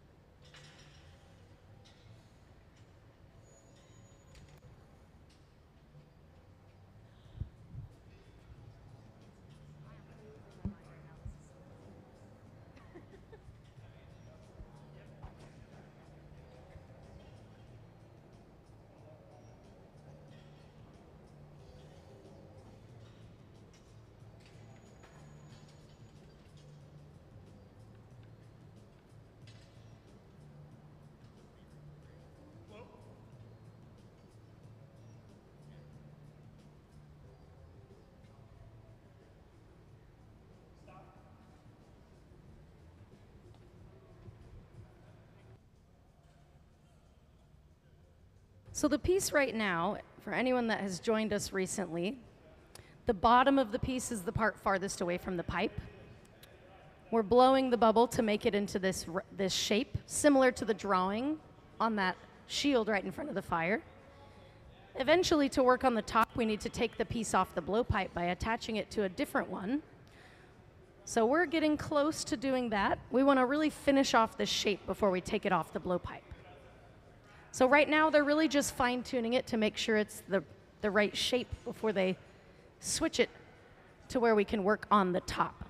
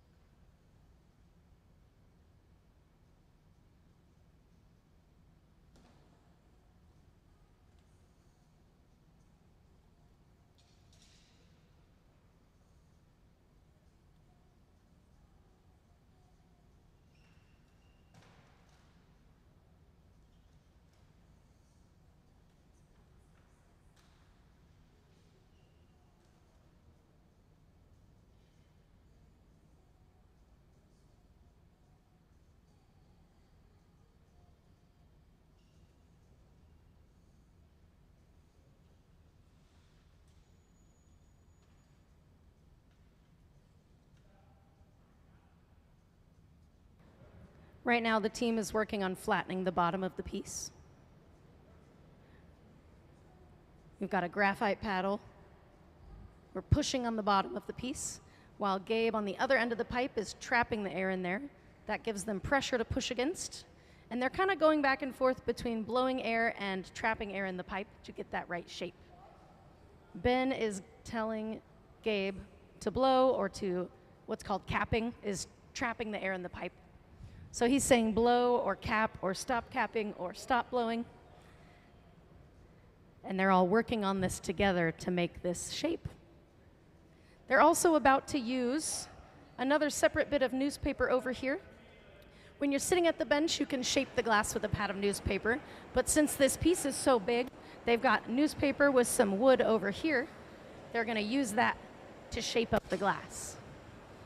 Similar to how they used the block, they're going to roll the piece onto this wet newspaper that's sitting on a piece of wood.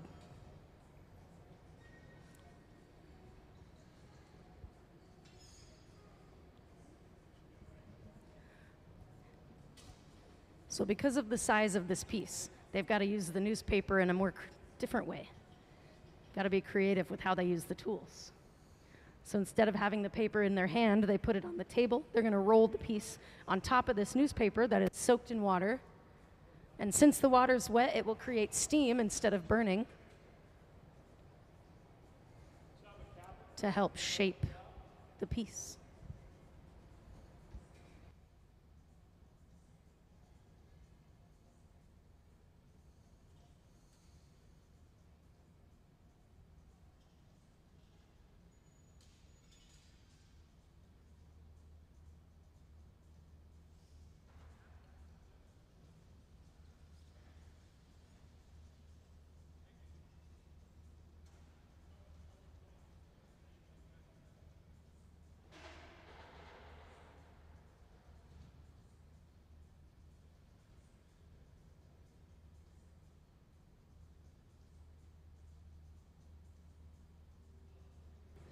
Rolling it on this is helping smooth out the sides so they're nice and symmetrical. All that smoke coming off of this was the steam coming off the paper.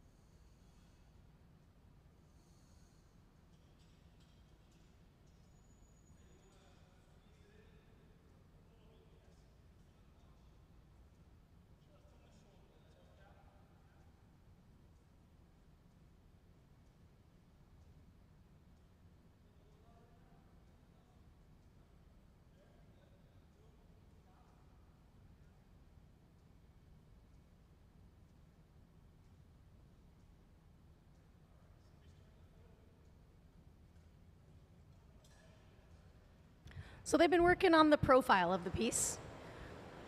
They're happy with the shape. Now we want to start working on the bottom. They're going to add a foot to this piece. If you can see that drawing up there on the shield, it's got a black foot on the bottom. We're going to work on getting that foot ready so we can attach it to the piece.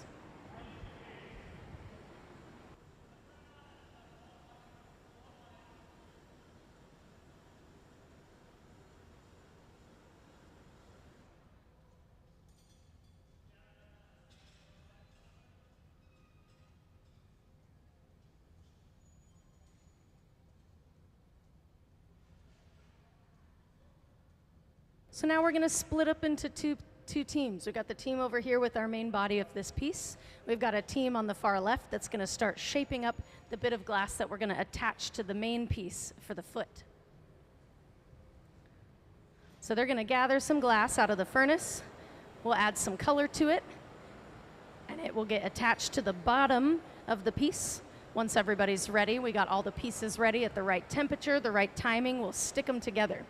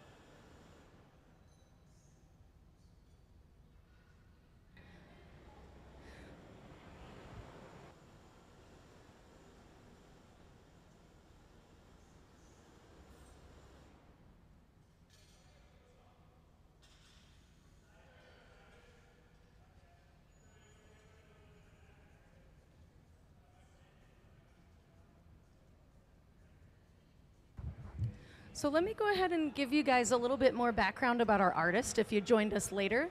His name is Peter Hermansson. He's the one with the piece right now. He's a Swedish glass artist. He's a Swedish glass master who's highly regarded for his contemporary use of traditional Graal and Ariel techniques. The way he got this design is through the Graal technique. It has a lot to do with layers of glass, sandblasting the layers to change the pattern on the surface. Following his formal studies at the Orrefors National Glass School in Sweden, Hermansson has spent 2 decades developing this graphically expressive graffiti style. Notably, Hermansson's unique graphic illustrations are transferred onto the surface of his glass vessels through this etching technique. This is called a Graal. So some of his other pieces over here on this table are ones that he's going to use to make work during the residency, similar to the one that you see now. This is a multiple day process. You layer the different colors of the glass by doing what's called a Swedish overlay. To do a Swedish overlay, you have a bubble with the color on the inside, and you attach it to the bubble of another piece, and then you flip the bubble inside out so that the color is on the surface, and then you can etch into it. And if you have a color underneath, it shows the color underneath when you etch into the top layer. So it's all about the layering of the colors, additive and subtractive etching and sandblasting. So these are called blanks. You put the blank in the kiln and you preheat it until it's about 1,000 degrees, a little over 1,000 degrees really. Then you can pick it up on a stick like the one that we have here on a blowpipe. You can blow it out into these designs and make a piece. So he pre-made all of these at his studio in Sweden. He came here all the way from Sweden to make these pieces with our team of glassblowers that works at the museum. All the glassblowers on the museum's team on the floor here are highly experienced professional glassblowers. And making something this size, as you can see, takes a team. You can't do this by yourself. It would not be possible to make something this scale by yourself. So Peter Hermansson came all the way from Sweden to work with this team of glass artists to make these pieces. He's building up this body of work during his residency that starts today and goes through the 5th. If you want to hear more about his work, there's going to be an artist talk on July 5th from 1 to 2 p.m. here in the Hot Shop. If you can't make it to the Hot Shop, we also have a live stream where you can watch it online. If you go to museumofglass.org, it's under the Hot Shop tab on the home screen. It'll lead you to the live streams that we do. Anytime there's a visiting artist or an artist in residence here working on their pieces, we have the live stream going. So if you ever want to see what's going on, but you can't make it to the cone, you can look online and see it. But yeah, if you want to hear his artist talk, July 5th from 1 to 2. He'll give you a little more background of the story behind these designs and these images that are on his pieces.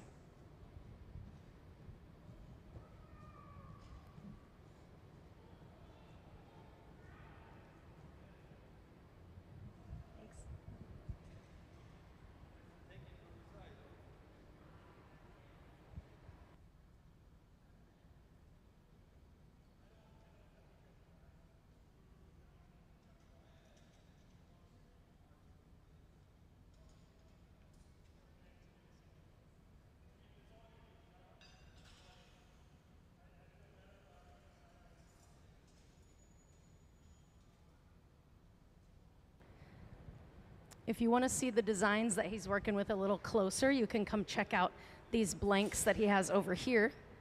These are ones he's going to use during this residency, just not today. He's going to use these tomorrow, the next day, all the way through the 5th. But when the glass is hot and it has these images, you can blow it out and stretch it, and it just enlarges the images. So this started as one of these, about the same size.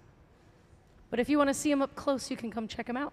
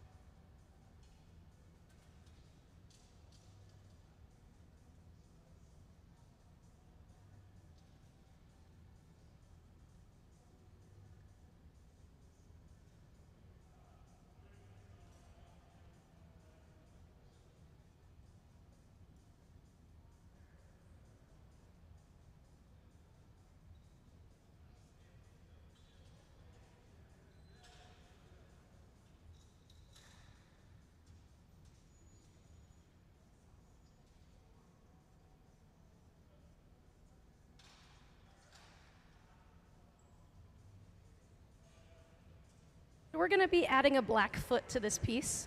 Right now, this is just kind of on pause. We're just flashing the piece to maintain the temperature. A flash is like a maintenance heat. You put it in the fire to keep it in this specific window of temperature. So they're just kind of babysitting this to keep it at the right temperature while the team over there is working on the foot that we're going to add to the piece. They're using powder to make the color. So the way we get the color, we can get it from a fine powder, small little pieces, or solid chunks of bar like this. The bar was used to make all the layers of color on the piece, but we're using powder to make the foot. The powder is used, we have a powder booth over there. Powdered glass is really toxic to inhale, so we have a booth that has ventilation where we can use the powder. You literally put the powder in a sifter and you just sift it on top of the piece. And then you take that powder that's sifted on the glass and you melt it in one of the furnaces or one of the reheating chambers. And then that creates a layer of color on the outside. So it's mostly clear glass with a layer of black glass on the outside of it. And we'll attach that to this piece on the bottom so it has a foot. The drawing on that shield right behind our artist here, that has a drawing of the shape we're going for. So we're making the little black foot that's going to go on the bottom. Our powder booth is over here, kind of behind, around the corner there. I think we have a camera that can show how they add the powder. If we can get that camera turned on in just a second. But Trent over here has the clear glass with the powdered black glass on the outside of it.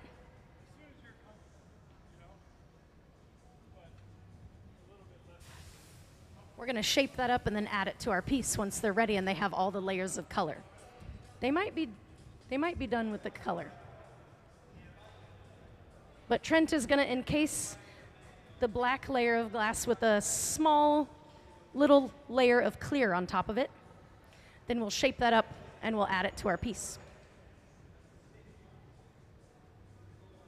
So we encased it in clear glass. Doesn't look very clear because it's fresh out of the furnace. The glass sits in the furnace at 2,200 degrees Fahrenheit. So clear glass glows bright orange when it's hot, as do most of the other colors when they're extra hot. This piece is probably somewhere around 1,000 to 1,200 degrees. So the colors are showing a little bit more, but if the piece gets too cold, it will break. So if we can see the colors, that means it's getting really dangerous. It's going to start to break if it gets too much colder. So that's why they keep putting it back in the fire, going back and forth between the bench and the fire to keep it in that window of temperature. So the teams attach these little yokes to the rail of the bench. That way they can rotate the piece and it'll stay in place. When it's rolling on those, they can bring the hot bit of the black glass over and attach it while they're turning the piece on those yokes, is what we call them. So they're lining up their temperature and timing to attach the two pieces together. Once it's attached, we'll work on the shape and make it that nice little puck of black glass that's going to be the base of our piece.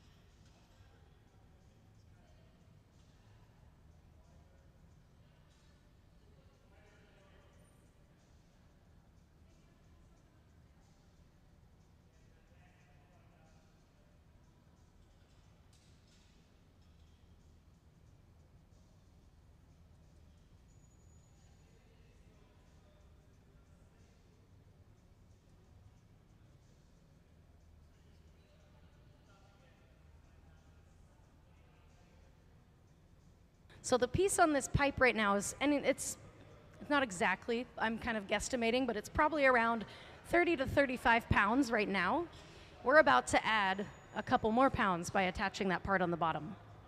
So this keeps getting heavier and heavier as we make it bigger and bigger. So these guys got to have some muscles to lift this up.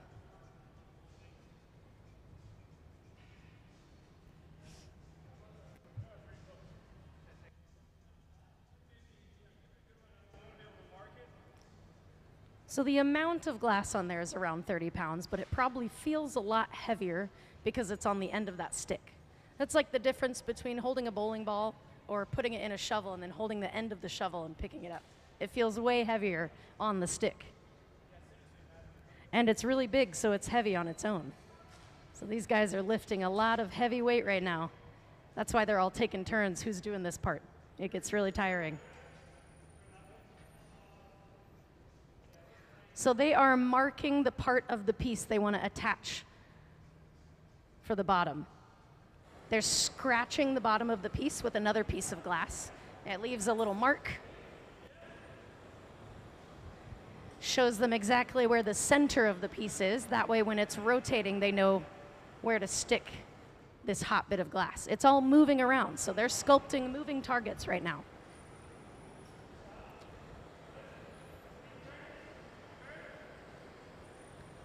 So lots of communication happening right now.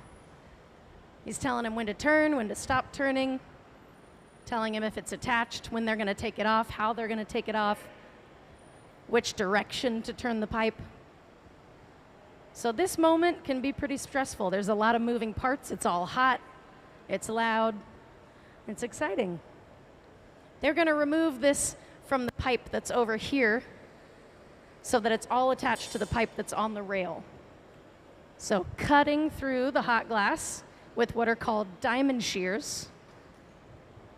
And now we have our bit of glass attached to the bottom. We just got to shape it up to make it a little more symmetrical.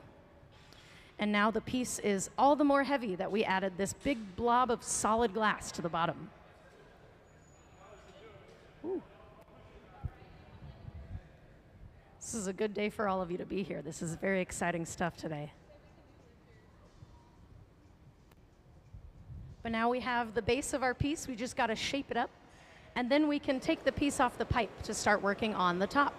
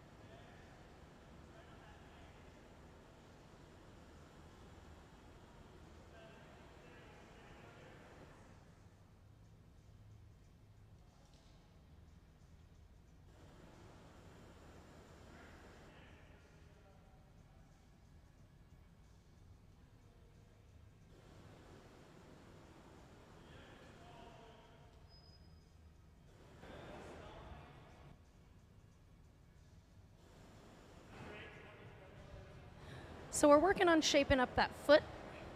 We're also using a torch to maintain the temperature of the parts that we're not changing or focusing on right now. So these are two different kinds of torches they're using right now. The fluffy torch is the one on the left. So the fluffy torch is the flame that's still going right now, and the hot torch is this smaller one. The fluffy torch is helping keep the glass closer to the pipe hot, and the hot torch is helping us really heat up the part we want to change the shape of. So glass blowing is all about maintaining the temperature and timing. They're trying to get the temperature just right so that they can push on that big knob on the bottom without changing the shape of the rest of it. So they're superheating that blob of glass with a hot torch and using a fluffy torch to keep the glass closer to the pipe hotter so it doesn't crack.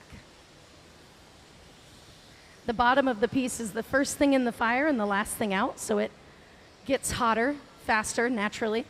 We don't want the part that's close to the pipe to get too cold though, because then it will break. So the fluffy torch is a really important part of this process, to keep the glass closest to the pipe hot enough that it doesn't start to break.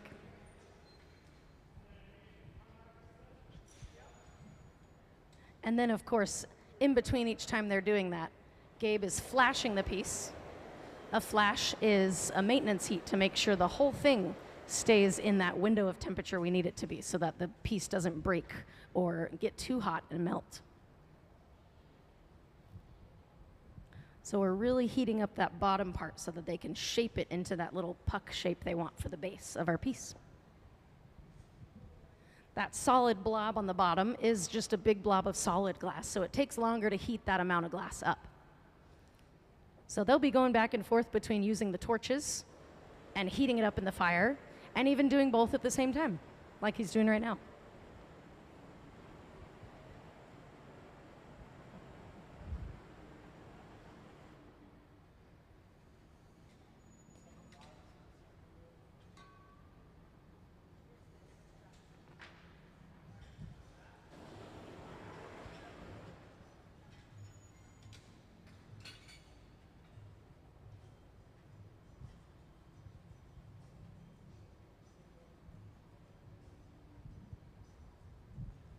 So we've got a team all working on this at the same time. They're spinning the pipe pretty fast, while Ben is over here with the paddle, pushing on it to flatten it and make that nice shape that they're working towards. Since we're using a lot of glass, it's big and it's heavy, and it takes longer to heat up. So they're gonna be doing these changes a little bit at a time. Since it's a really big piece, we can't just heat it up and change all of it all at once. So it's small adjustments over time. So they're working towards getting the end of this into that nice, like hockey puck shape.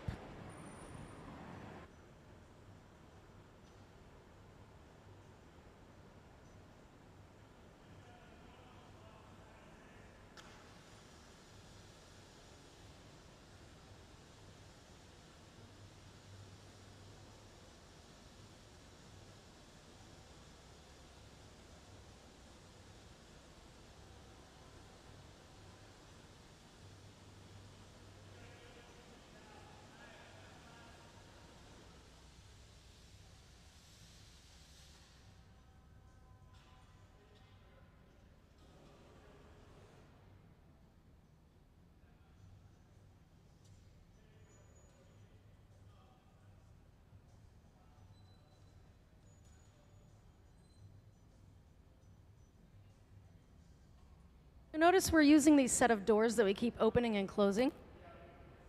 When we open them, it's just so that that hole is big enough that we can bring the piece back out. Closing the doors helps keep the heat inside of the reheating chamber, and closing them around the piece helps heat up the part that's closer to the pipe. So we'll open the door so we can bring the piece out, and then you close it so that the heat stays inside.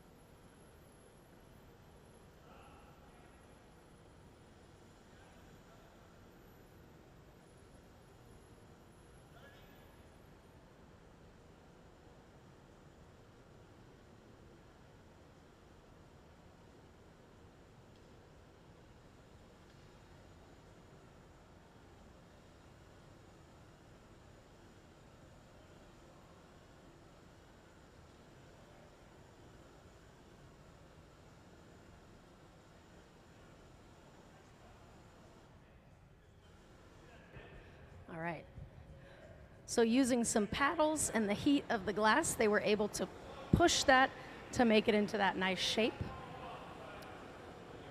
And we're almost ready to take the piece off the blowpipe by doing what's called a punty transfer. The punty is the rod we're going to transfer this onto. We'll attach a different rod to the bottom of the piece. Once that rod is attached, we'll break it off the blowpipe, and that will flip the piece around 180 degrees so that we can work on the top. We have another bit of glass that we want to attach to the top for the design, so they'll take it off this pipe to flip it around. Then we'll work on cleaning up the edge where it comes off the pipe so that we can attach our other part of the design to the piece.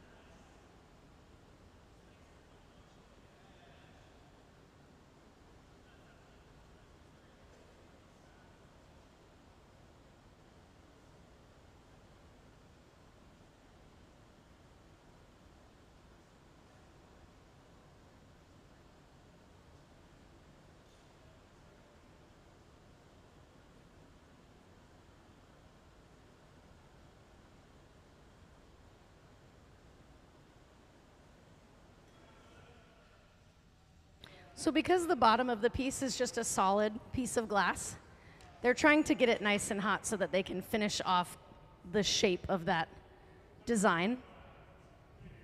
It just takes some time because of the amount of glass on there. They're using different types of torches to heat it up and keep the balance of the temperature of the rest of it. They're almost done cleaning it up. They're just kind of fine-tuning the shape of the base of the piece right now.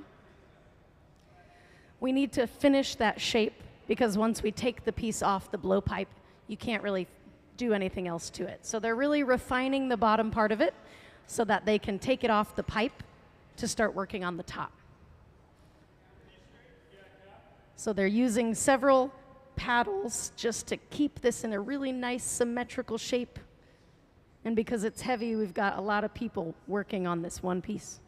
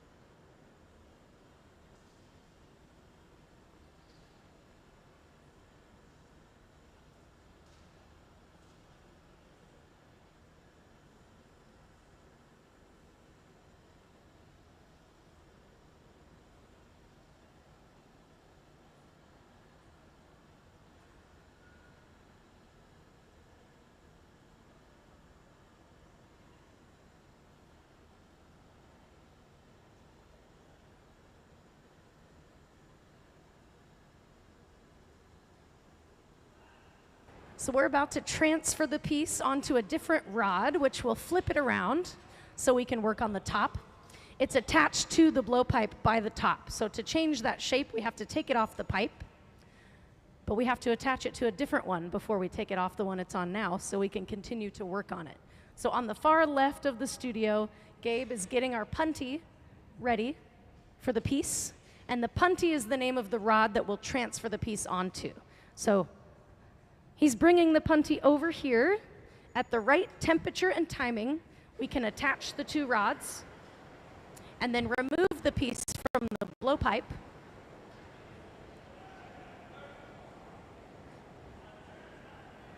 So through this process, we don't want the piece to break, but to get it off the pipe, we're going to break it on purpose in a controlled way. So if you put water on the glass, it'll crack the glass. So once this is all set up and they're ready to transfer it, they'll put water on the line, that restriction line right off the head of the blowpipe that's on the rail. They'll put water on that line, which will create cracks and shock the glass. Then they'll hit the pipe with a tool. The vibrations will go into the weak spot and it'll break if they do it right. This part can be very stressful.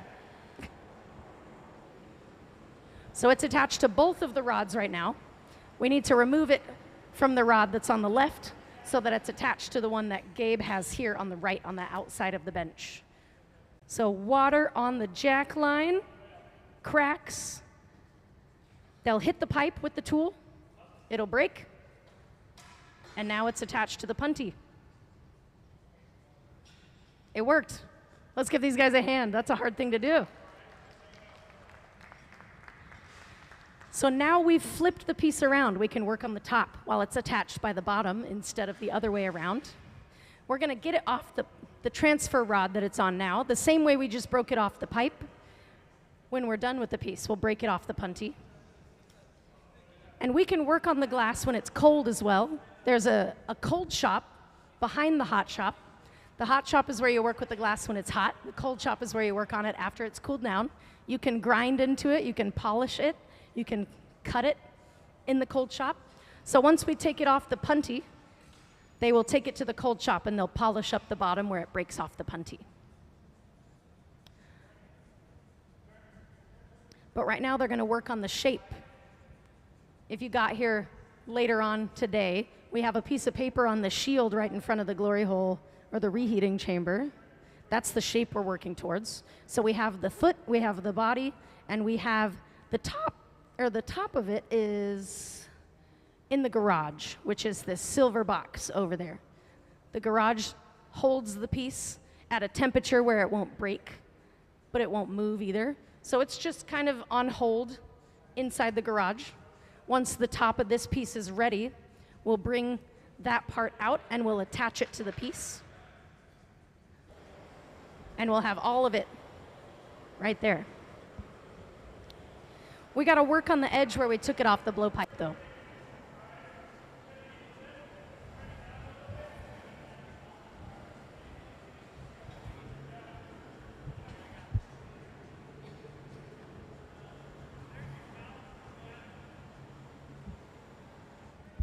So to remove it from the pipe, we did break the glass right on the edge.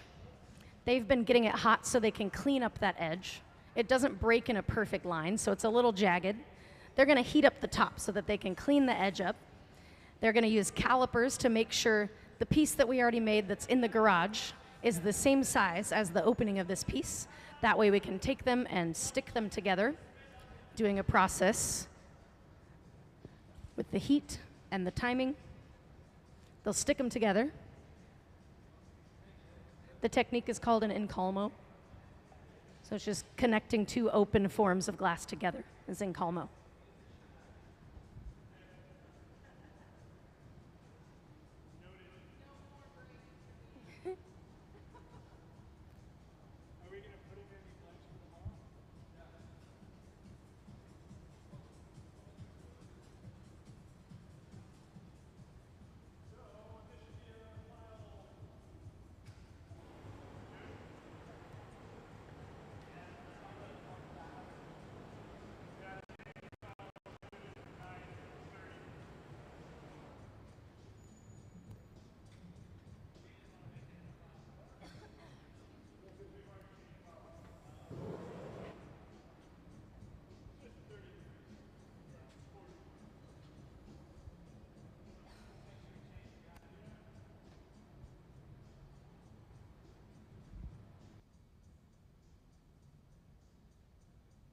So heating up the lip after transferring it to a different rod usually takes a little bit because we had to get it pretty cold to get it off the blowpipe. And now we need to heat it up pretty hot. And since this is a really large piece of glass, it's going to take a little bit longer to heat up. So right now we're just kind of waiting for the glass to heat up. Can't really speed up that process very much. Once it's hot enough though, they'll clean up that edge and then they'll add the other piece to it.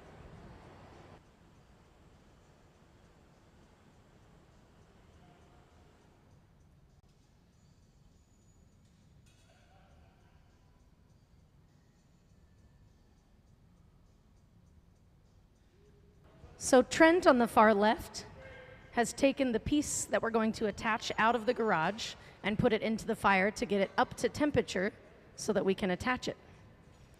We're going to line up the temperature, the timing, and the shape of these pieces so that we can bring them together, and then we will work on the final shape.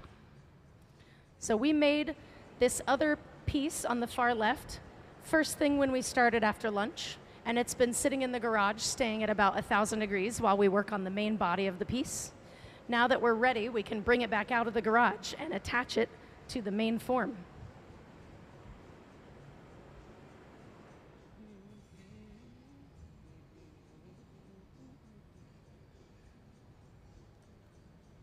We've also got some calipers. We've got to measure the opening to make sure they're the right size.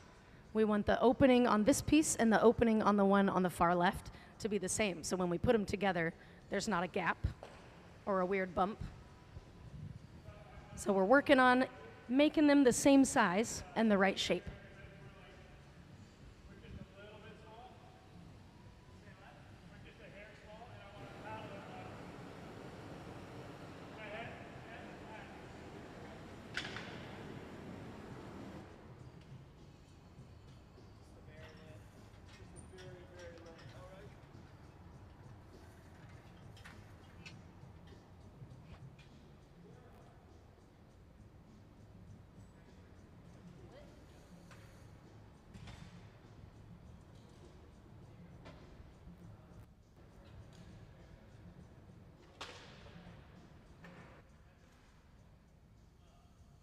So the piece we're going to attach to the top of this is the same color as the foot, but it also has stripes on it.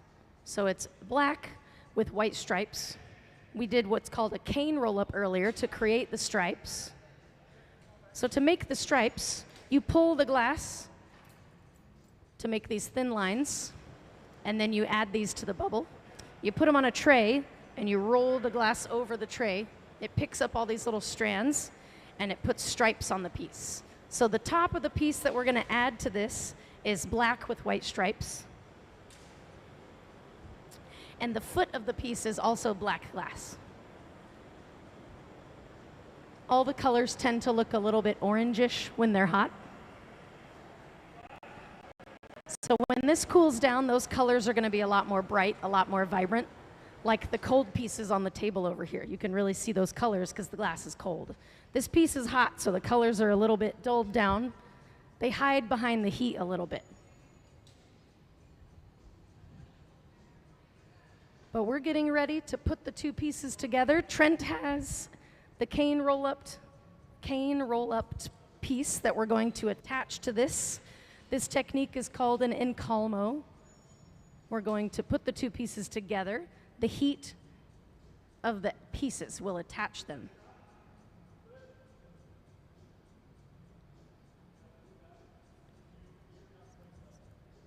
So the size, they're sizing it up to make sure they match.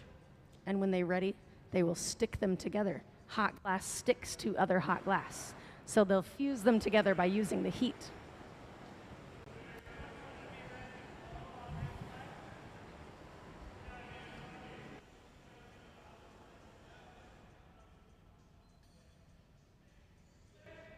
So they checked the shape and the size. They're fine-tuning it so that they can attach them. And they're getting pretty close to attaching the pieces together. We've got to get the lip of this piece extra hot and the lip of that piece extra hot so that we can stick those hot bits together. And then we'll break the piece off of the pipe. that the top of it is attached to that Trent has over there. The same way we did the punty transfer. We'll break the piece off of that pipe, and then it'll all be attached to this middle one. And then we'll finish off the shape, and that will be our piece.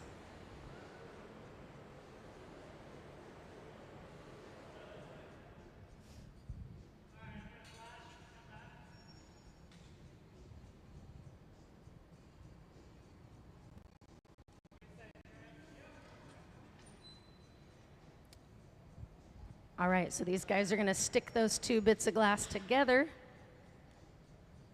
and then break it off the pipe that's on the outside of the bench over here. Hot glass sticks to hot glass. They stick them together just like that. Now they're attached.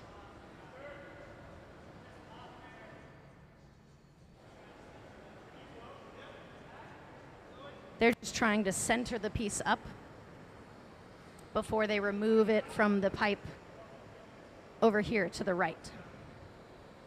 So water, a tap, now it's on there. Yeah, let's give these guys a big hand. That's pretty hard. That's a hard thing to do. This team is a very experienced team of glassblowers, so everything they're doing, they're making it look easy, but it's not easy. They just keep adding more glass to the piece, which makes it heavier and harder to control. But now they have all the glass on the piece. They just need to finish up the shape to make it look more like the drawing that's on that heat shield up there. We've got a little outline of what they want the shape to look like. It's pretty close to that, but they're going to fine tune it a little bit. And then once it's done, we can take it off the pipe. If we leave this out to cool down in the air, it's going to get too cold too quickly and break. So we have to put it into an annealing oven. This is an annealing oven. We're not using this one. We're using the one on that side of the studio. It sits at about 950 degrees inside there, and it will systematically cool the glass down over time. So since this is a really big piece, it's probably going to be in the annealer for like 2 days, 2 or 3 days. The thicker the glass is, the longer time it needs to cool. All of it needs to cool at the same rate. If it gets too cold in one spot, it could crack the glass. So we have to anneal it. That is the longest part of the process. We have to just leave it in the annealer and let the computer systematically lower the temperature over about 2 to 3 days. And then once it's cold enough to take out, they'll take it out and they'll put it in the cold shop, which is where you can grind and polish and fine-tune the shape to make it look really nice and perfect.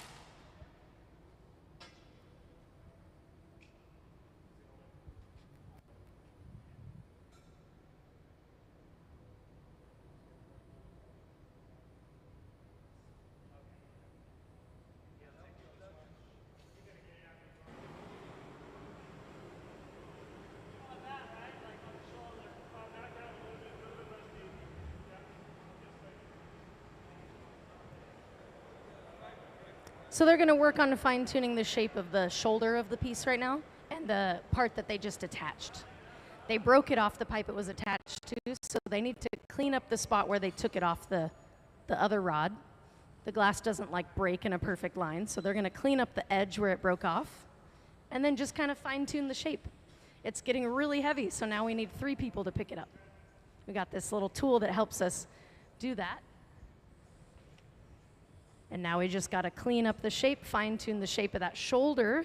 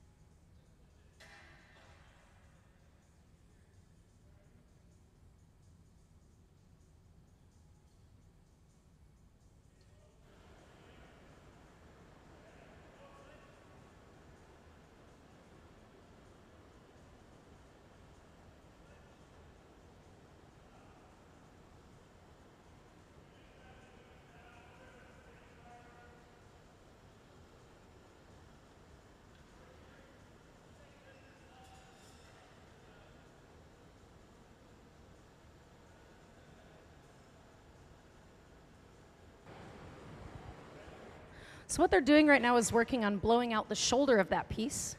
This tool that they're using is called a soffietta. If you put the cone in the opening of the piece, it seals it shut so you can blow through the straw.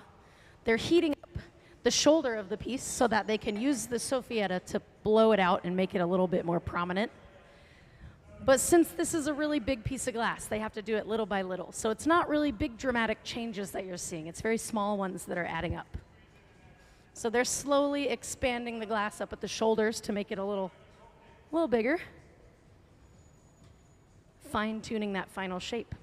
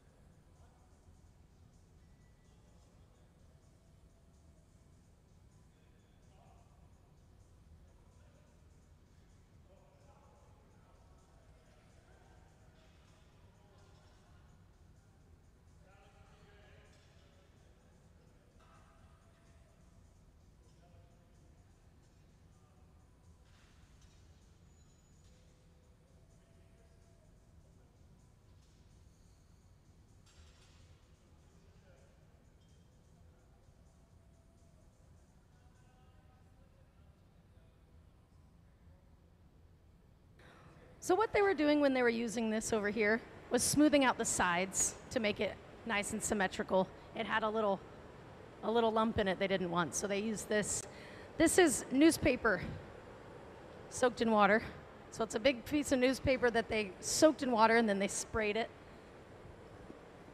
It makes a nice surface to roll the glass on that's not quite as aggressive as the metal table. If they rolled this on the metal table, that would suck a lot of heat out of the glass, and that could risk breaking it, especially at this size and how much they've blown it out. They don't want to use the marver anymore, so they're going to use the wet newspaper to shape the sides. Usually you have a pad of newspaper that you can hold and shape the glass, but because this is so big, they need to put it on the table.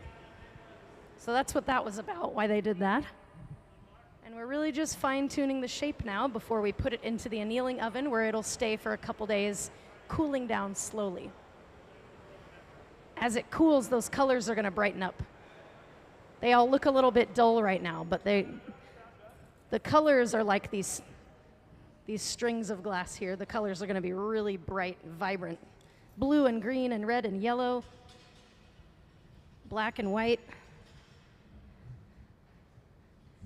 A little bit of pink in there.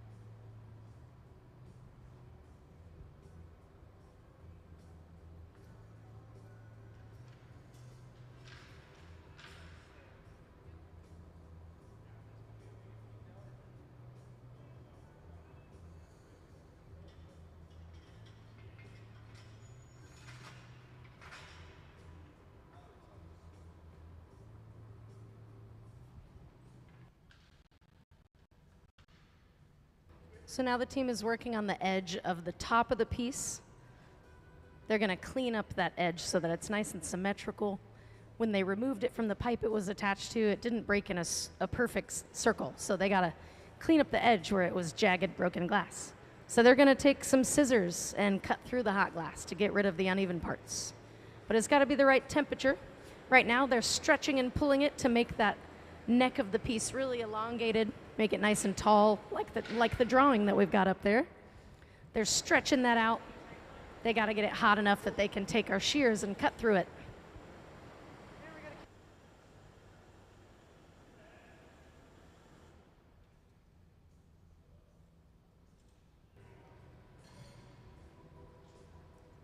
So they're going to heat up the lip of this piece so they can cut off the uneven parts. They have to get it really hot so that they can cut through the glass without warping those stripes. They don't want to twist the top of it to make the stripes kind of go to the side. So they've got to get it hot enough that they can cut the glass without twisting it.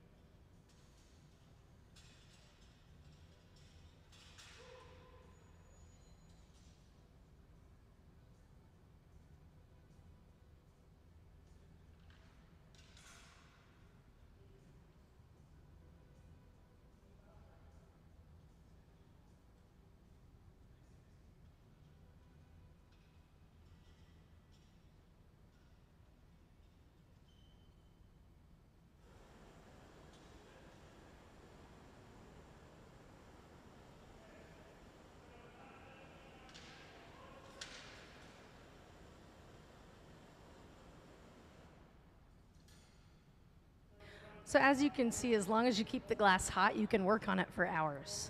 This piece we started working on at about 2 o'clock, and we're just now getting to the point where we're almost done.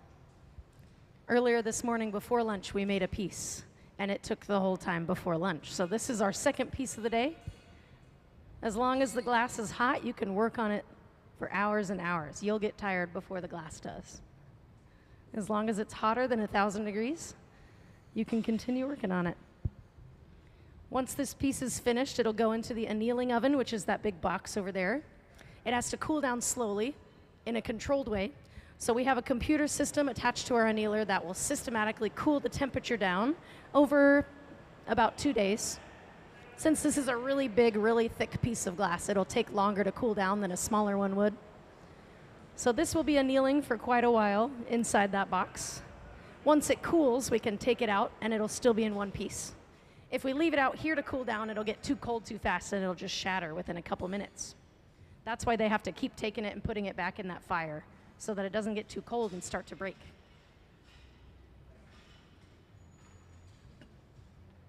But the team's almost done. They're really just refining that top part, really stretching it out to make a nice long neck and getting the shoulder to be a good shape.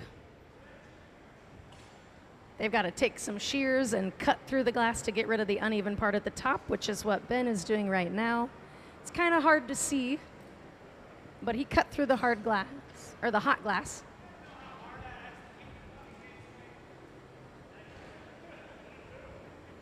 He made that look really easy, but that's pretty hard.